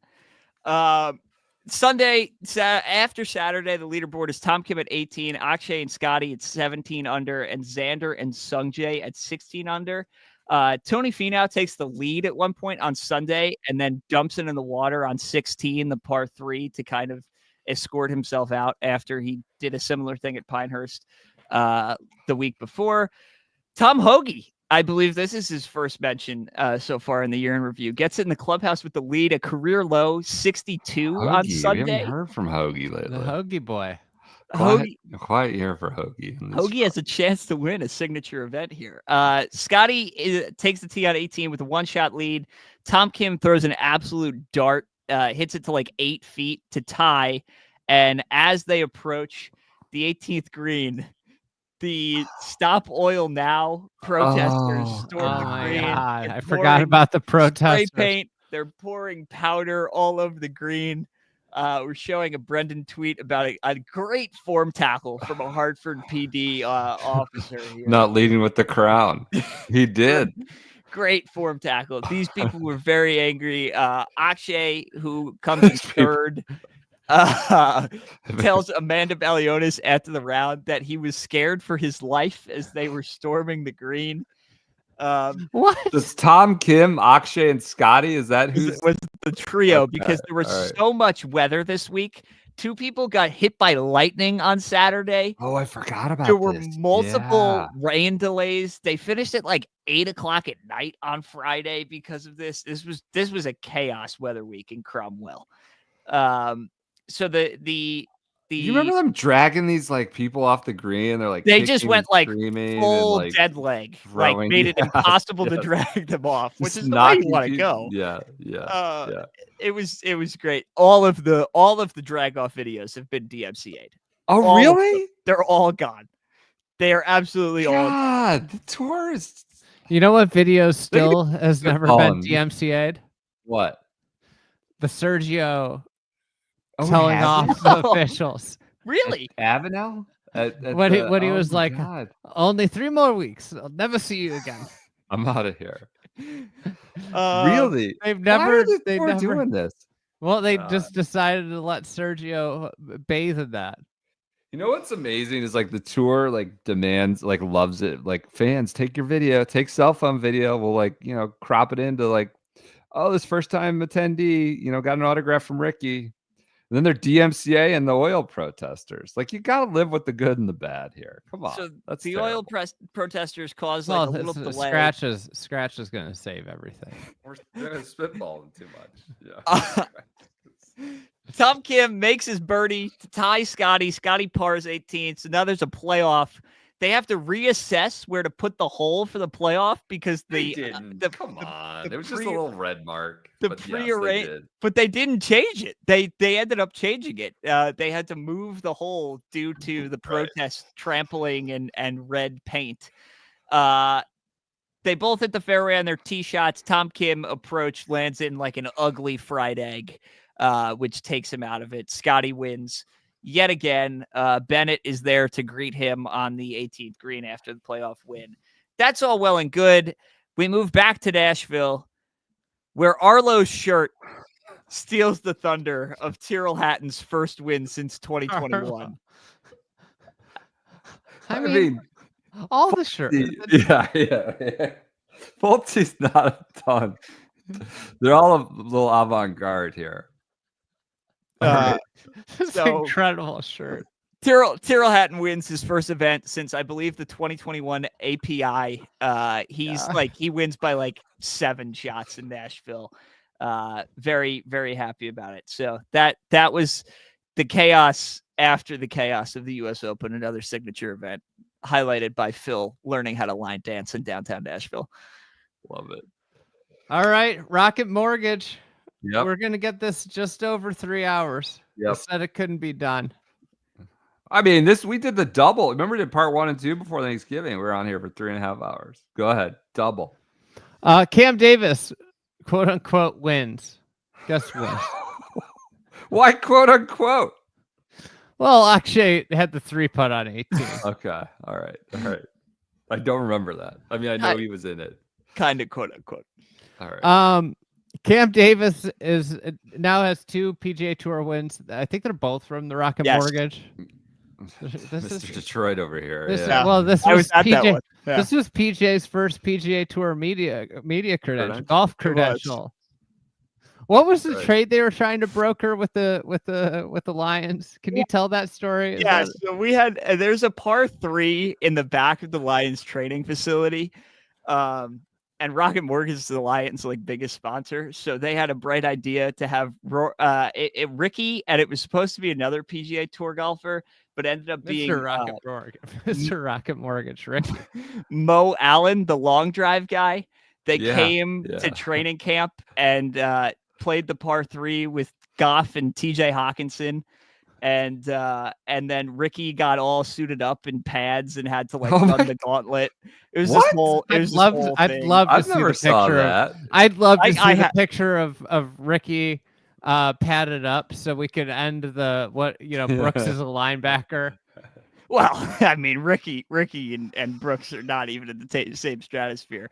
But yes, and then they invited Jared Goff, TJ Hawkinson et al. to the Rocket Mortgage on Sunday. So me and one of my friends, we went out to go film them for our behind the scenes documentary, and nobody showed up. So I just got a media credential to go hang out, watch Patrick Cantlay and Tony Finau. Goff didn't show up. Yeah, Goff and TJ Hawkinson and all of the Lions, they were not in attendance. So I walked 18 with Patrick Cantlay and Tony Finau. It's great. Right. Were you inside the ropes? Did they give you inside the ropes? God, no. Okay. That's what you get. That's what you get when you come on Shotgun Start, when you're not with the big NFL Lions, Yeah. All right. So Cam Davis wins. Everybody thinks he's going to be on the Peak Cup team now because he wins, but no, he's not. He also moved to 38th or 32nd in the world, and he wasn't exempt to the Open. Not in the Open. I remember that. That was so crazy. It's like the second Dan Bradbury and all these people in the Open. Yeah. It's like the second time it's happened to Cam Davis too. It happens to him every year. Where it's this guy is just not in the field. God. So Davis opens up. He says, I honestly haven't been in a very good place mentally at all for the last 6 months or so. I felt like all the opportunities have been slipping out of my hands as the year progresses without playing very good golf. I had a great week at the Masters, and it feels like since then, it had all just left me. I felt the change of direction was definitely needed, something I was actually going to stick to, because I'm definitely someone that will start doing something. If it doesn't feel like it's helping straight away, it's very easy to drop. Sticking with the work I'm doing with Grace, who's a hypnotherapist, has made a very big impact very quickly. So it's maybe the first mention of a hypnotherapist on the PGA Tour. I think so. I remember we talked about like, how does this work? What is this? Does this make you good at golf? Yeah, I remember hypnotherapy being a subject of something. PJ, it looks like you got the Ricky and Pat's picture dialed in here. I did. Went back and found it from the archives. 2022 Rocket Mortgage. This is the year before he won. We should have had him put on the pants and everything, but yeah, that's good. God, that's so good. Akshay did a press conference after the 3-putt, and everybody ran with like, look, Rory could have done it after the U.S. Open. Rocket Mortgage and the U.S. Open with the 10-year drought are the same thing. He says it sucks, no other way to put it. I mean, it just sucks. He blamed cautiousness on his only 3-putt. You've just got so much slope there. You don't want to run it by 5 or 6 feet. Just a little bit of nerves. Honestly, I'm human, and yeah, the greens get slower throughout the day here because he left it way short. Yep. Cam Young is one back with 5 holes to go, and he snaps his driver after hitting one into the trees. God, he like leaned on it, right? Like, yeah. Purposefully leaned on it. It wasn't like an accident. Okay. Yes. All right. He broke the driver.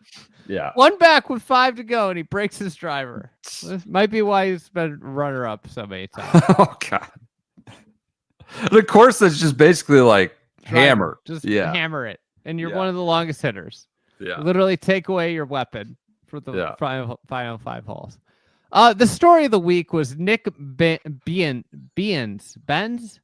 Buy-ins I remember that. Was this the Monday qualifier story? Obviously, like Monday Q was at the head of this. He got the interview, the initial interview. So he's a Golf Galaxy employee and an aspiring pro.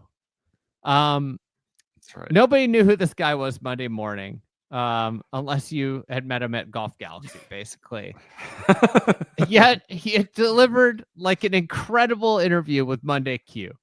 So he was mid-beer after he shot, I think it was like 67 in the Monday qualifier. At the time, he's the leader in the clubhouse. Monday Q sits down with him. He's like, "You're mid-beer." And he's like, "Well, it's my second beer." So he's on his second beer, and he's sitting after he shoots 67. And he ends up in a 5 for 4 playoff. That's right. This is like the 80s tour where, like, remember that story? Was it Sandy Lyle? And when he's just in the clubhouse pounding wine, and the weather went to shit. He had to go out. He had to go out for a playoff, and he won after drinking wine in the clubhouse all day. Yeah. So he gets through the 5 for 4 playoff. He goes on all this media. He sits down with Pat. He does a McAfee interview. The Monday qualifiers on McAfee. Yeah, Monday Q did a guest newsletter appearance, and he said, "Yeah, I don't know if you saw him on Pat McAfee. He's been sending me texts throughout the day, saying, 'Dude, I don't know what's going on,' and I understand it. I've had stories get big." And it's like, I did not expect this. So guy just goes nuts, nuclear. Yeah. And it's all because he's just sitting down and having beers. Video got him right time, right play. Yep. Yeah. So Monday Q just blowing it up. He shot 75 in the first round, missed the cut. 75. It's not horrendous. Guy working at Golf Galaxy on Monday. Clanton starts to make waves, so he made the cut at the U.S. Open. Almost was low am at the U.S. Open, but he finishes top 10. This is the start of the Clanton kind of run. Will Zalatoris withdrew midway through the Rocket Mortgage with a back injury. Not good. Yeah. Different area than his surgery occurred, is what it was reported. Okay. One of the best shots of the year. Aaron Rai is in contention at Rocket Mortgage, and he pulls driver off the deck on the par 5 on the back nine. Hits like a high draw, and it bounces up, skirts the edge of the water, rolls right up to the hole. Like, incredible shot. I think it was 287. Hit driver off the deck to like 15, 20 feet. Insane shot. Miles Russell, 15-year-old, makes the PGA Tour debut. Not old enough to get in the men's locker. Let's see where I'm at. Might be the next Blades Brown. Who knows? Maybe he's going pro in 2 years. Who knows? I think he already signed with a school. He might be. I can't remember. Maybe. Netherlands makes news this week. They make their Olympic decision. So the Netherlands elected to not send three Olympic eligible golfers to the Olympics in Paris. Doug Ferguson announced this. Dutch Olympic officials confirmed that Juice Luton, reigning Magical Kenya Open champion Darius Van Driel, and Dewey Weber won't be playing in the Olympic competition. Dewey Weber. Not enough Darius content. They cited their lack of realistic opportunity to win as the reason that they wouldn't send them. They wouldn't pay the bill for them to go to the Olympics. They get three golfers that are eligible. They won't send any. I mean, this is about as cold as it gets. You don't have a chance to win. We're not sending you. I feel like Juiced was like, I'll pay him. I have financial stability. I'll pay my way. They're like, no. The best is that the only Dutch representative is Anne Van Dam. They deem that she has a chance to win, so they're happy sending her. Bizarre. Our newsletter said that's a pretty wild stance in a world where the only Rory with an Olympic medal is named Sabatini. Seriously. I mean, who knows what can happen? In fun press releases, tweets, announcements, Sunday Red introduces their camo collection this week. I'm not sure I even want to know.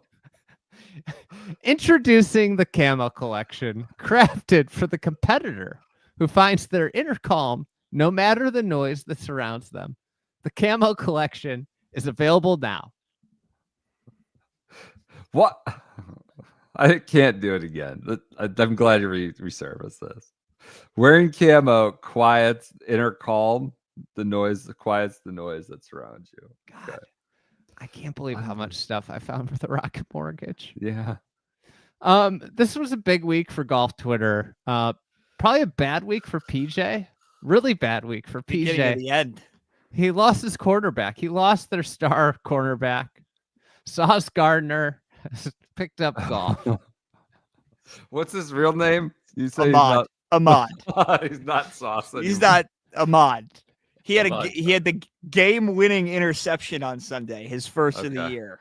What's the other tweet that he said? Said, I only lose balls because of my driver. I go far right more times than not. I love his swing. Golf is also very expensive, paying $54 for some golf balls just to play 18 holes and lose them all. Kisner was in love with him. He said same. So he's the star of golf Twitter. He's talking about how his swing is just modeled after YouTube. PJ loses his all-pro corner. Never to be seen again, clearly. Seth Waugh announces he's stepping down. Kerry Haig serving as the interim CEO of the PGA. There's a really heartfelt senior open week. This was the U.S. Senior Open this week with Maltby interviewing Gary Koch, longtime colleagues. Got to turn on my mic. Oh, I forgot all this stuff. We're of that age. Yes, we are. Yeah. Well, buddy, two of us have work this week. Yeah. Okay. Only one of us has a guaranteed paycheck. Why'd you do this? Well, a couple of reasons, Roger. One, the qualifying was right in Tampa on a course that I had played a number of times through the years. So, it seemed to make some sense that, it was 10 minutes from the house. I mean, I got to give it a shot. The other is the opportunity to come here and play Newport Country Club. Yeah. We were here doing pretty special. It really is. We were here doing the Women's Open years ago, and I've played it a few times through the years. And, it's just, it's a cool place. And a golf course that if I, play my game, I should be able to do okay. There you go. Well, you did well off that first tee. Yeah. Now, I did notice on the first tee you were announced as the 1970 U.S. Junior Amateur Champion, just to stick one right in there. I think that's age discrimination, isn't it? I mean, that was 54 years ago. You'd be a senior if you were born the year you won this thing. That's true. That's right. Well, you go get him. All right, man. Make Thanks. us proud. Okay. All right, Will buddy. do. Good luck. Just a cool That's moment. Cool. That is cool. Super cool. The Senior Open pushes into Monday, which leads to an emphatic win from none other than Dick Bland. Bland ammonia. Champion. PGA Tour champion. It's your birthday again, huh? So Congrats. PGA Tour champ has to again tweet about Blandy. They say Richard Bland has won the U.S. Senior Open, and they have now, it must be PGA Tour policy now for LIV players. They have to put the trophy, so it seems like they're excited. Jazz hands. He's now won back-to-back senior majors, period. Tron gets into their replies. Tron was really having a fiesta with this. Sure. He's going to win the Senior Open at Carnoustie, and you're going to have to figure out how to properly recognize the Bland Slam. Bland Slam. The 3 real senior majors. Let's kick to his other tweet here. His other tweet is he says some Bland adjacent thoughts. 1, he's into the 25 PGA and US Open. Right. 2, LIV absolutely must encourage him to play the Senior Open at Carnoustie, even if it means skipping LIV UK. I think he played LIV UK. They did not let him do that. Yeah. The Bland Slam equals the 3 senior majors that haven't banned him. Keep that in mind. The tour banned him from the other 2 majors. The Firestone and Regions, right? Yeah. So the 2 majors that he was allowed to play in on the senior tour, he won. Yeah. God. 52 and thriving. 5 majors in 8 events is laugh out loud. Oh, that was I forgot on the Travelers Week. That was the debut of PGA Tour champions. The U.S. Senior Open was the second week of Champions Tour Minute.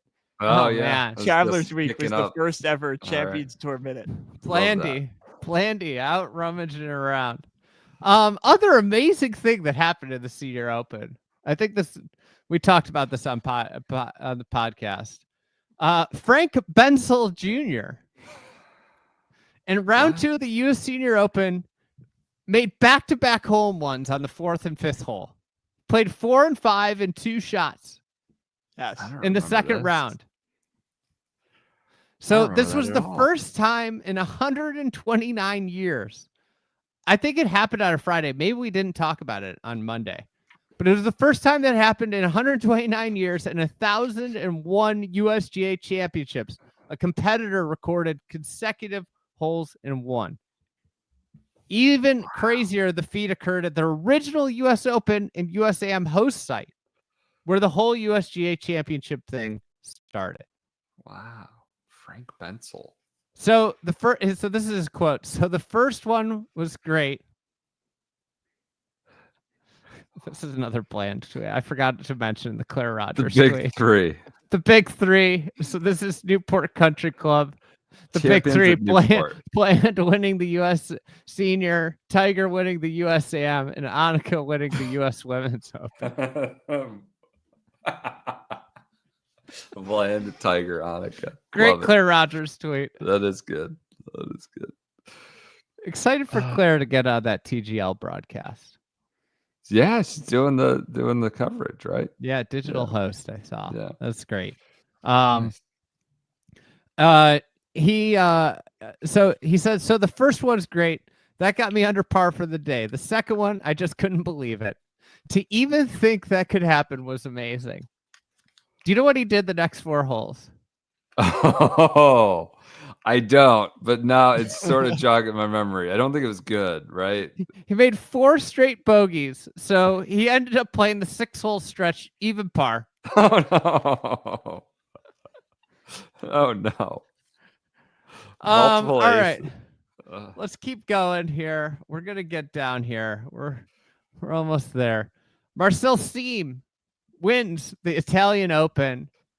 Big moment because he gets into the Open, which means we get our annual just Siem feed.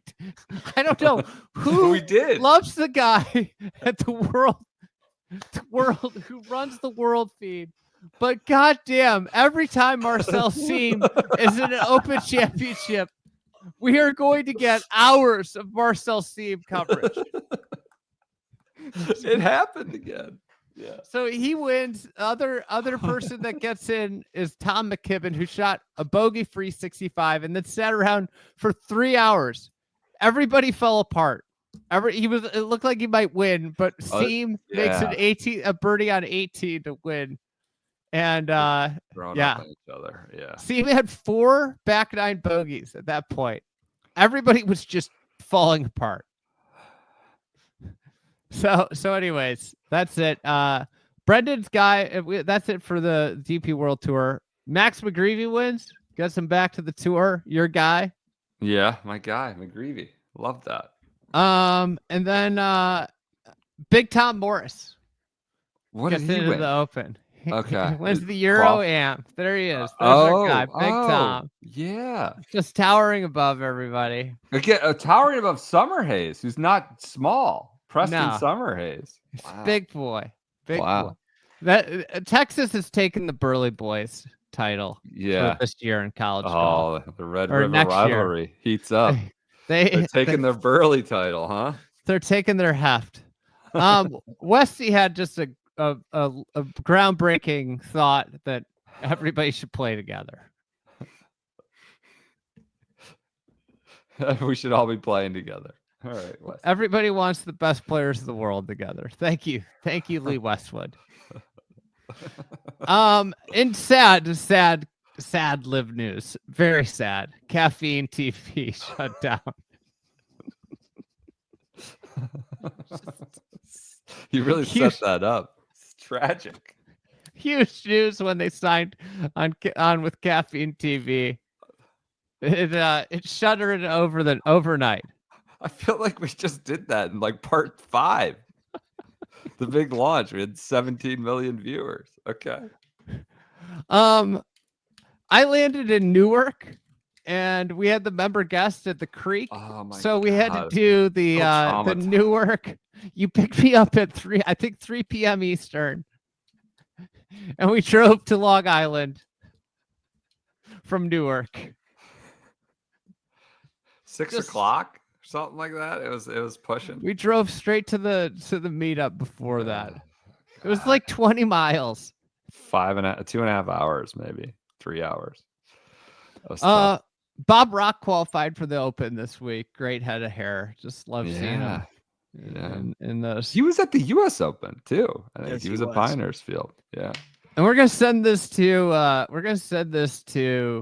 the John Deere with the moment for golf of the year, the presidential debate between Joe Biden and President-elect Trump. Take a look at what he says he is, and take a look at what he is. Look, I'd be happy to have a driving contest with him. The reason I got my handicap, which when I was vice president, down to a 6. But by the way, I told you before, I'm happy to play golf with you if you carry your own bag. Think you can do it? That's the biggest lie. He's a 6 handicap of all. I was an 8 handicap. Yeah. 8. But I've seen you swing. I know you swing.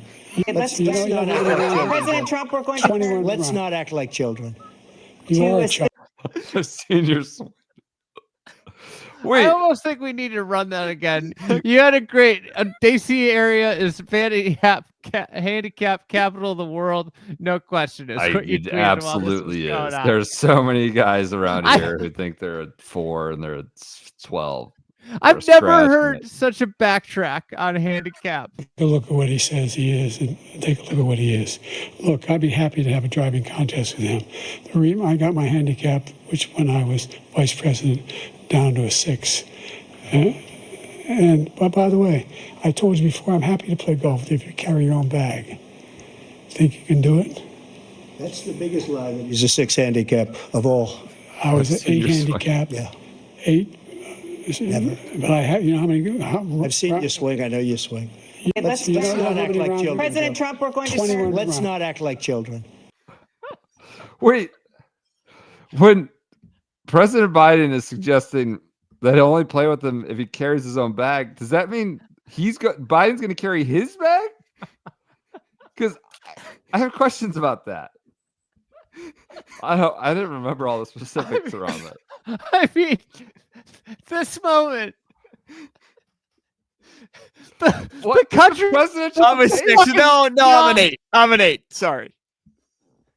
The entire country was like, what the fuck is going on? Why are these two idiots up here talking about golf? I've seen your swing. I know your swing. I'm a 6 handicap. Okay, fine. No, I'm an 8. I'm an 8. It's the biggest lie of them all. Yeah, that's the biggest. Oh, I forgot about that exchange. What a mess. All right. I mean, I'm gonna hold back my other thoughts about about replaying that. They both carry their bags for the match. That doesn't. I don't think either one of them could carry their bag for 18 holes. No. Oh, all right. Are we going on? You got anything else? Going on load for Rocket Mortgage Week? That's Cam Davis won. There's way too much in that one. Yeah, that's all right. Frank Bensel. John Deere, I don't have a lot. I commit to you, dear listener, that I put as much effort into this as I did the U.S. Open. I turned over even rocks I don't normally go to in my process trying to find more. There wasn't a lot. John Deere, I think everyone kind of goes away and takes a nap.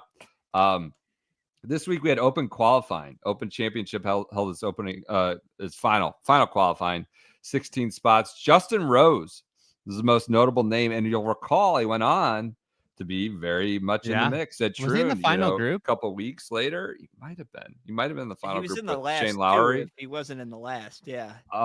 So he goes, he qualifies and he goes, right now there's a little bit of buzz because it's super excited I've gotten through. I still believe I can win the Open. To win it, you've got to be in it. So that was the key today, to come here and get that job done, give myself an opportunity for that dream. And this is what they reheat a few weeks later.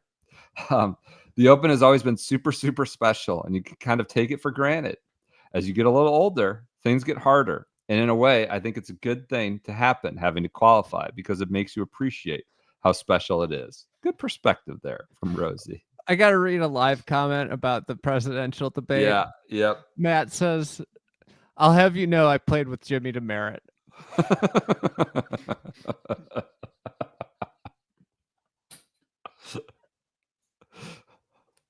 Bob Charles was a friend of mine.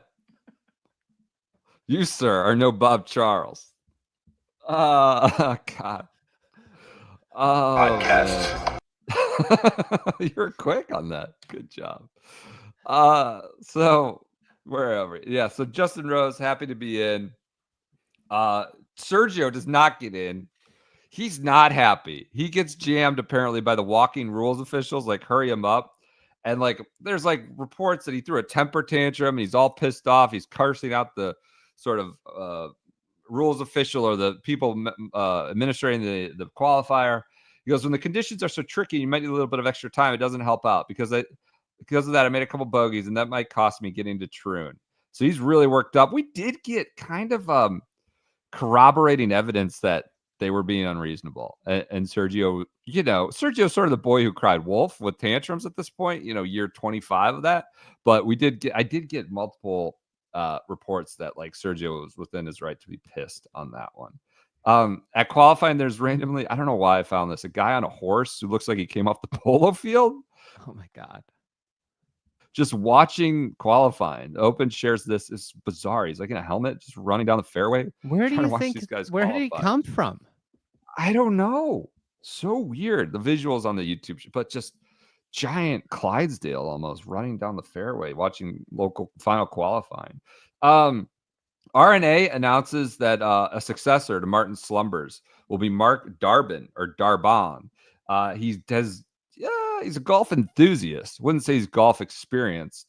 He's a sports business experience. So he's management over the Premier Rugby Club and other like just sports management experience. And it's just, I wrote, it's just a further signal that in 2024, governing the sport is less about knowing the rule book and more about running a corporate bill.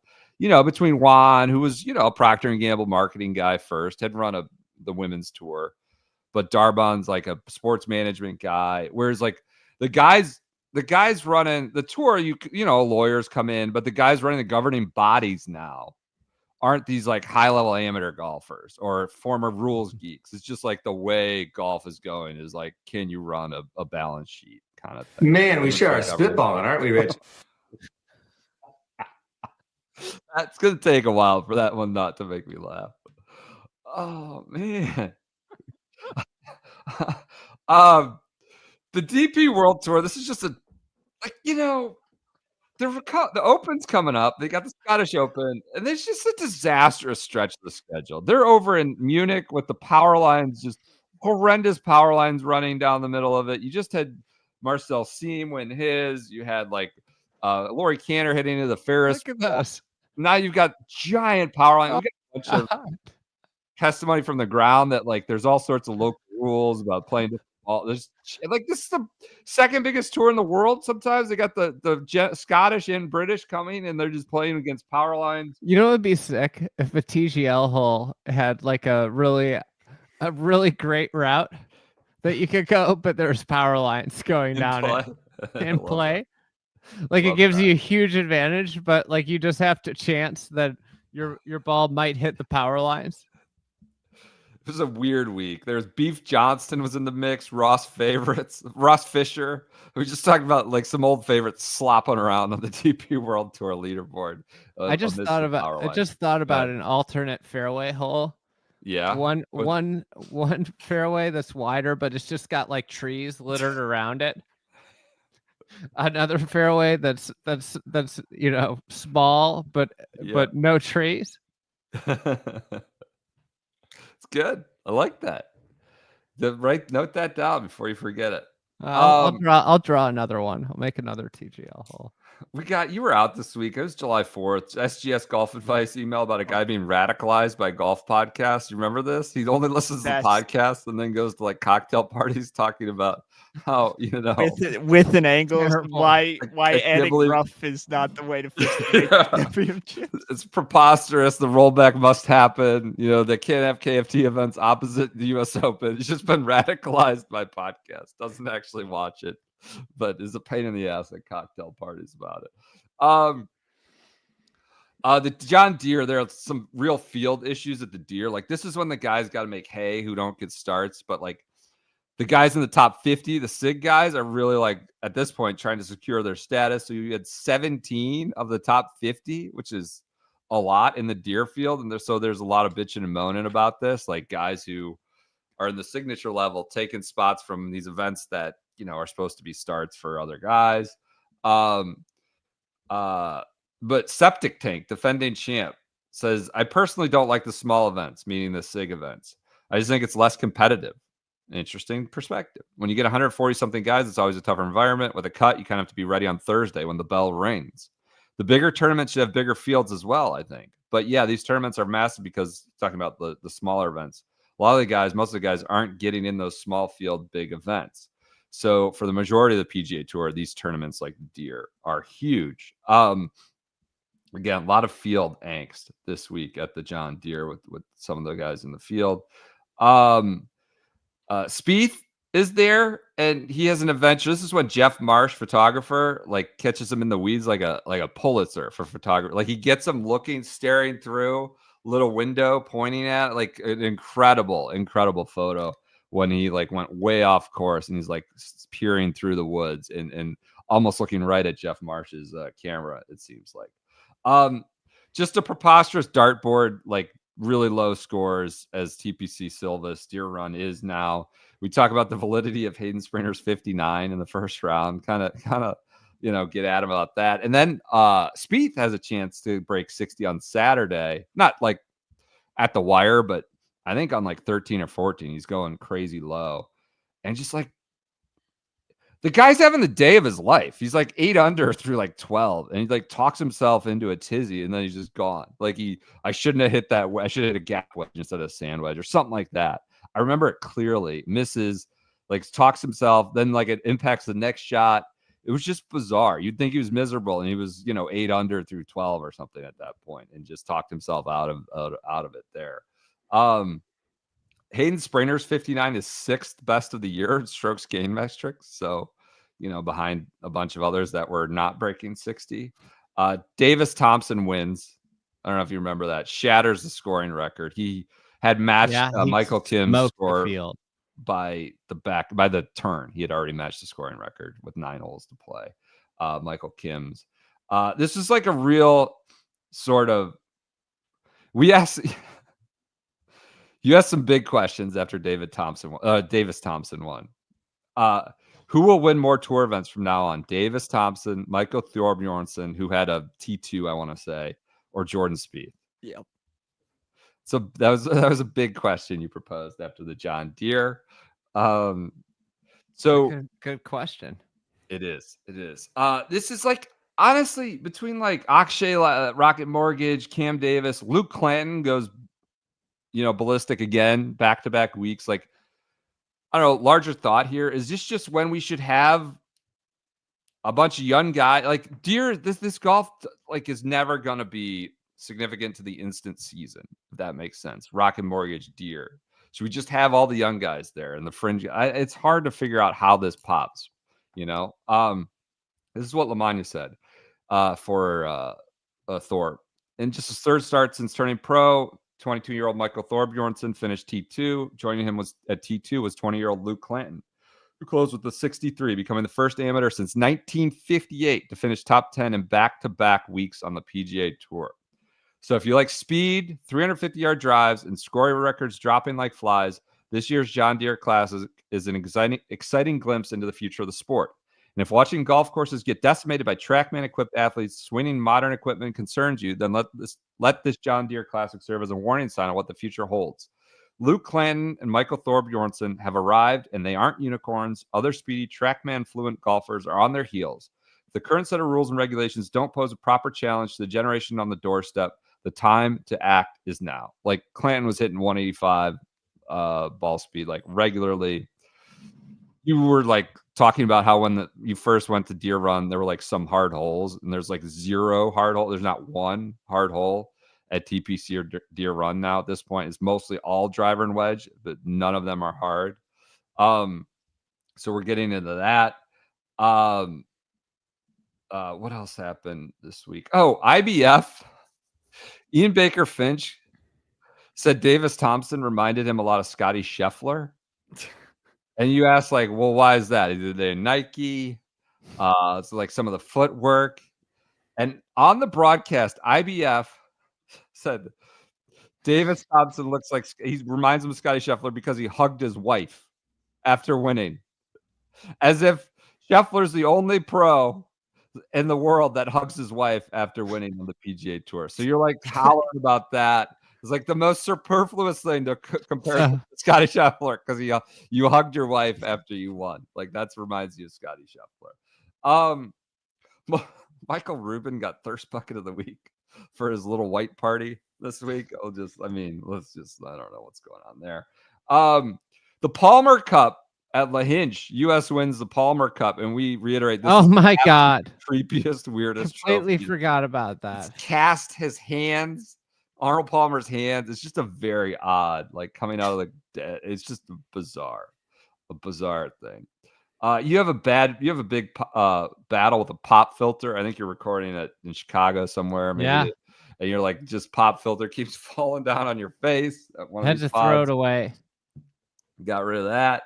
The court agrees with Joost Luiten in the Netherlands that he has a right to play Paris, along with Darius Van Droel and Dewey Weber. But then the IOC or something, there was like then yet another. They already filled the field. They found a replacement, right. and they wanted 60 people and no more. Ridiculous. Even a court agreed with them. And I think that's it. You had one more, the late entry of Aaron Ekblad at the Peas. That was prior week. He says F Brooks Koepka. He screams, "Fuck you, Brooks Koepka!" Yeah, that was traffic cone. Holding the traffic cone. After that, Brooks Koepka had done it to him. I think after winning Oak Hill the preceding year, the defenseman gets back at Brooks Koepka at the parade, the Stanley Cup parade for the Peas. I think that does it for John Deere week. I don't know. It was just everybody hitting 180 ball speed. The Clanton, Thor, Davis Thompson going nuclear. And that was it. We're off and done. We're running to Scotland, the ISCO Championship, and the British Open. We will be back. Any parting thoughts after 3.5 hours? I have some big thoughts, but man, we sure are spitballing, aren't we, Rich? Thank you for all your support. We'll be back with part 8 on Friday or Thursday. Is it part 8 now? Yeah, part 8, yeah. I can't believe I have to get back to the research grind. We're podcasting for Fried Egg tomorrow morning. Oh, we are. Holy cow. A lot of podcasting. Got to keep churning. You got to keep posting, no rest for the weary. You got to keep going. All right. We'll be back with part 8 covering how many left do we have? 2. We have Friday and Monday, the 23rd. Where are we getting through on Friday? I think past the British Open, I assume. 3M, I believe. Okay. Sod Farms. All right. Everyone enjoy your Wednesday. Then we're done. We're not doing the playoffs. We are. I don't know. We gotta get to Wyndham. We gotta get to Kuchar Fest. You gotta do the Wyndham. You gotta get to Kuchar Fest.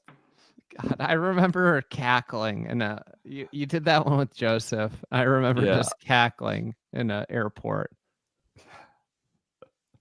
Yeah. All right, we'll see. PJ, we got to timestamp this one from when we started your interview. What was 45 minutes? That I can do. Oh wait, hold on. Predictions. What? Who wins the big showdown tonight? This pretty much was the pregame show for the pregame show. We're going right up against the broadcast window here. Whatever. Scottie and Rory, I guess. Do you care? I mean, alt shot, 4-ball, or alt shot. And then singles. You're taking Scottie and Rory? I think so. I mean, think Rory's going to get. Do you think? I can't wait for Rory and Scottie win, and then all the outlets. This is the catnip. If Rory and Scottie win, is Rory getting revenge? Gets revenge for the U.S. Open. It's like, that's what he's getting. That's what I'm thinking about. Yeah. Mm-hmm. Do you guys think like Brooks and Bryson have played golf since competitive golf since September? Good tweet, Andy. I like that. Is that Caleb? Yeah, it is. That's last night. I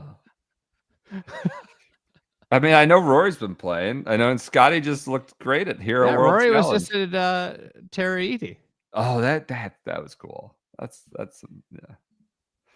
A little golf trip to Terry, personal golf trip. That's great. Honestly, great to see. How many billionaire pros are doing that with their off time in December, going to New Zealand to play casual golf? It's like throwing that out like catnip for the golf geeks, just loving it, lapping it up. All right, everyone enjoy. We'll talk to you. Part 8 Friday.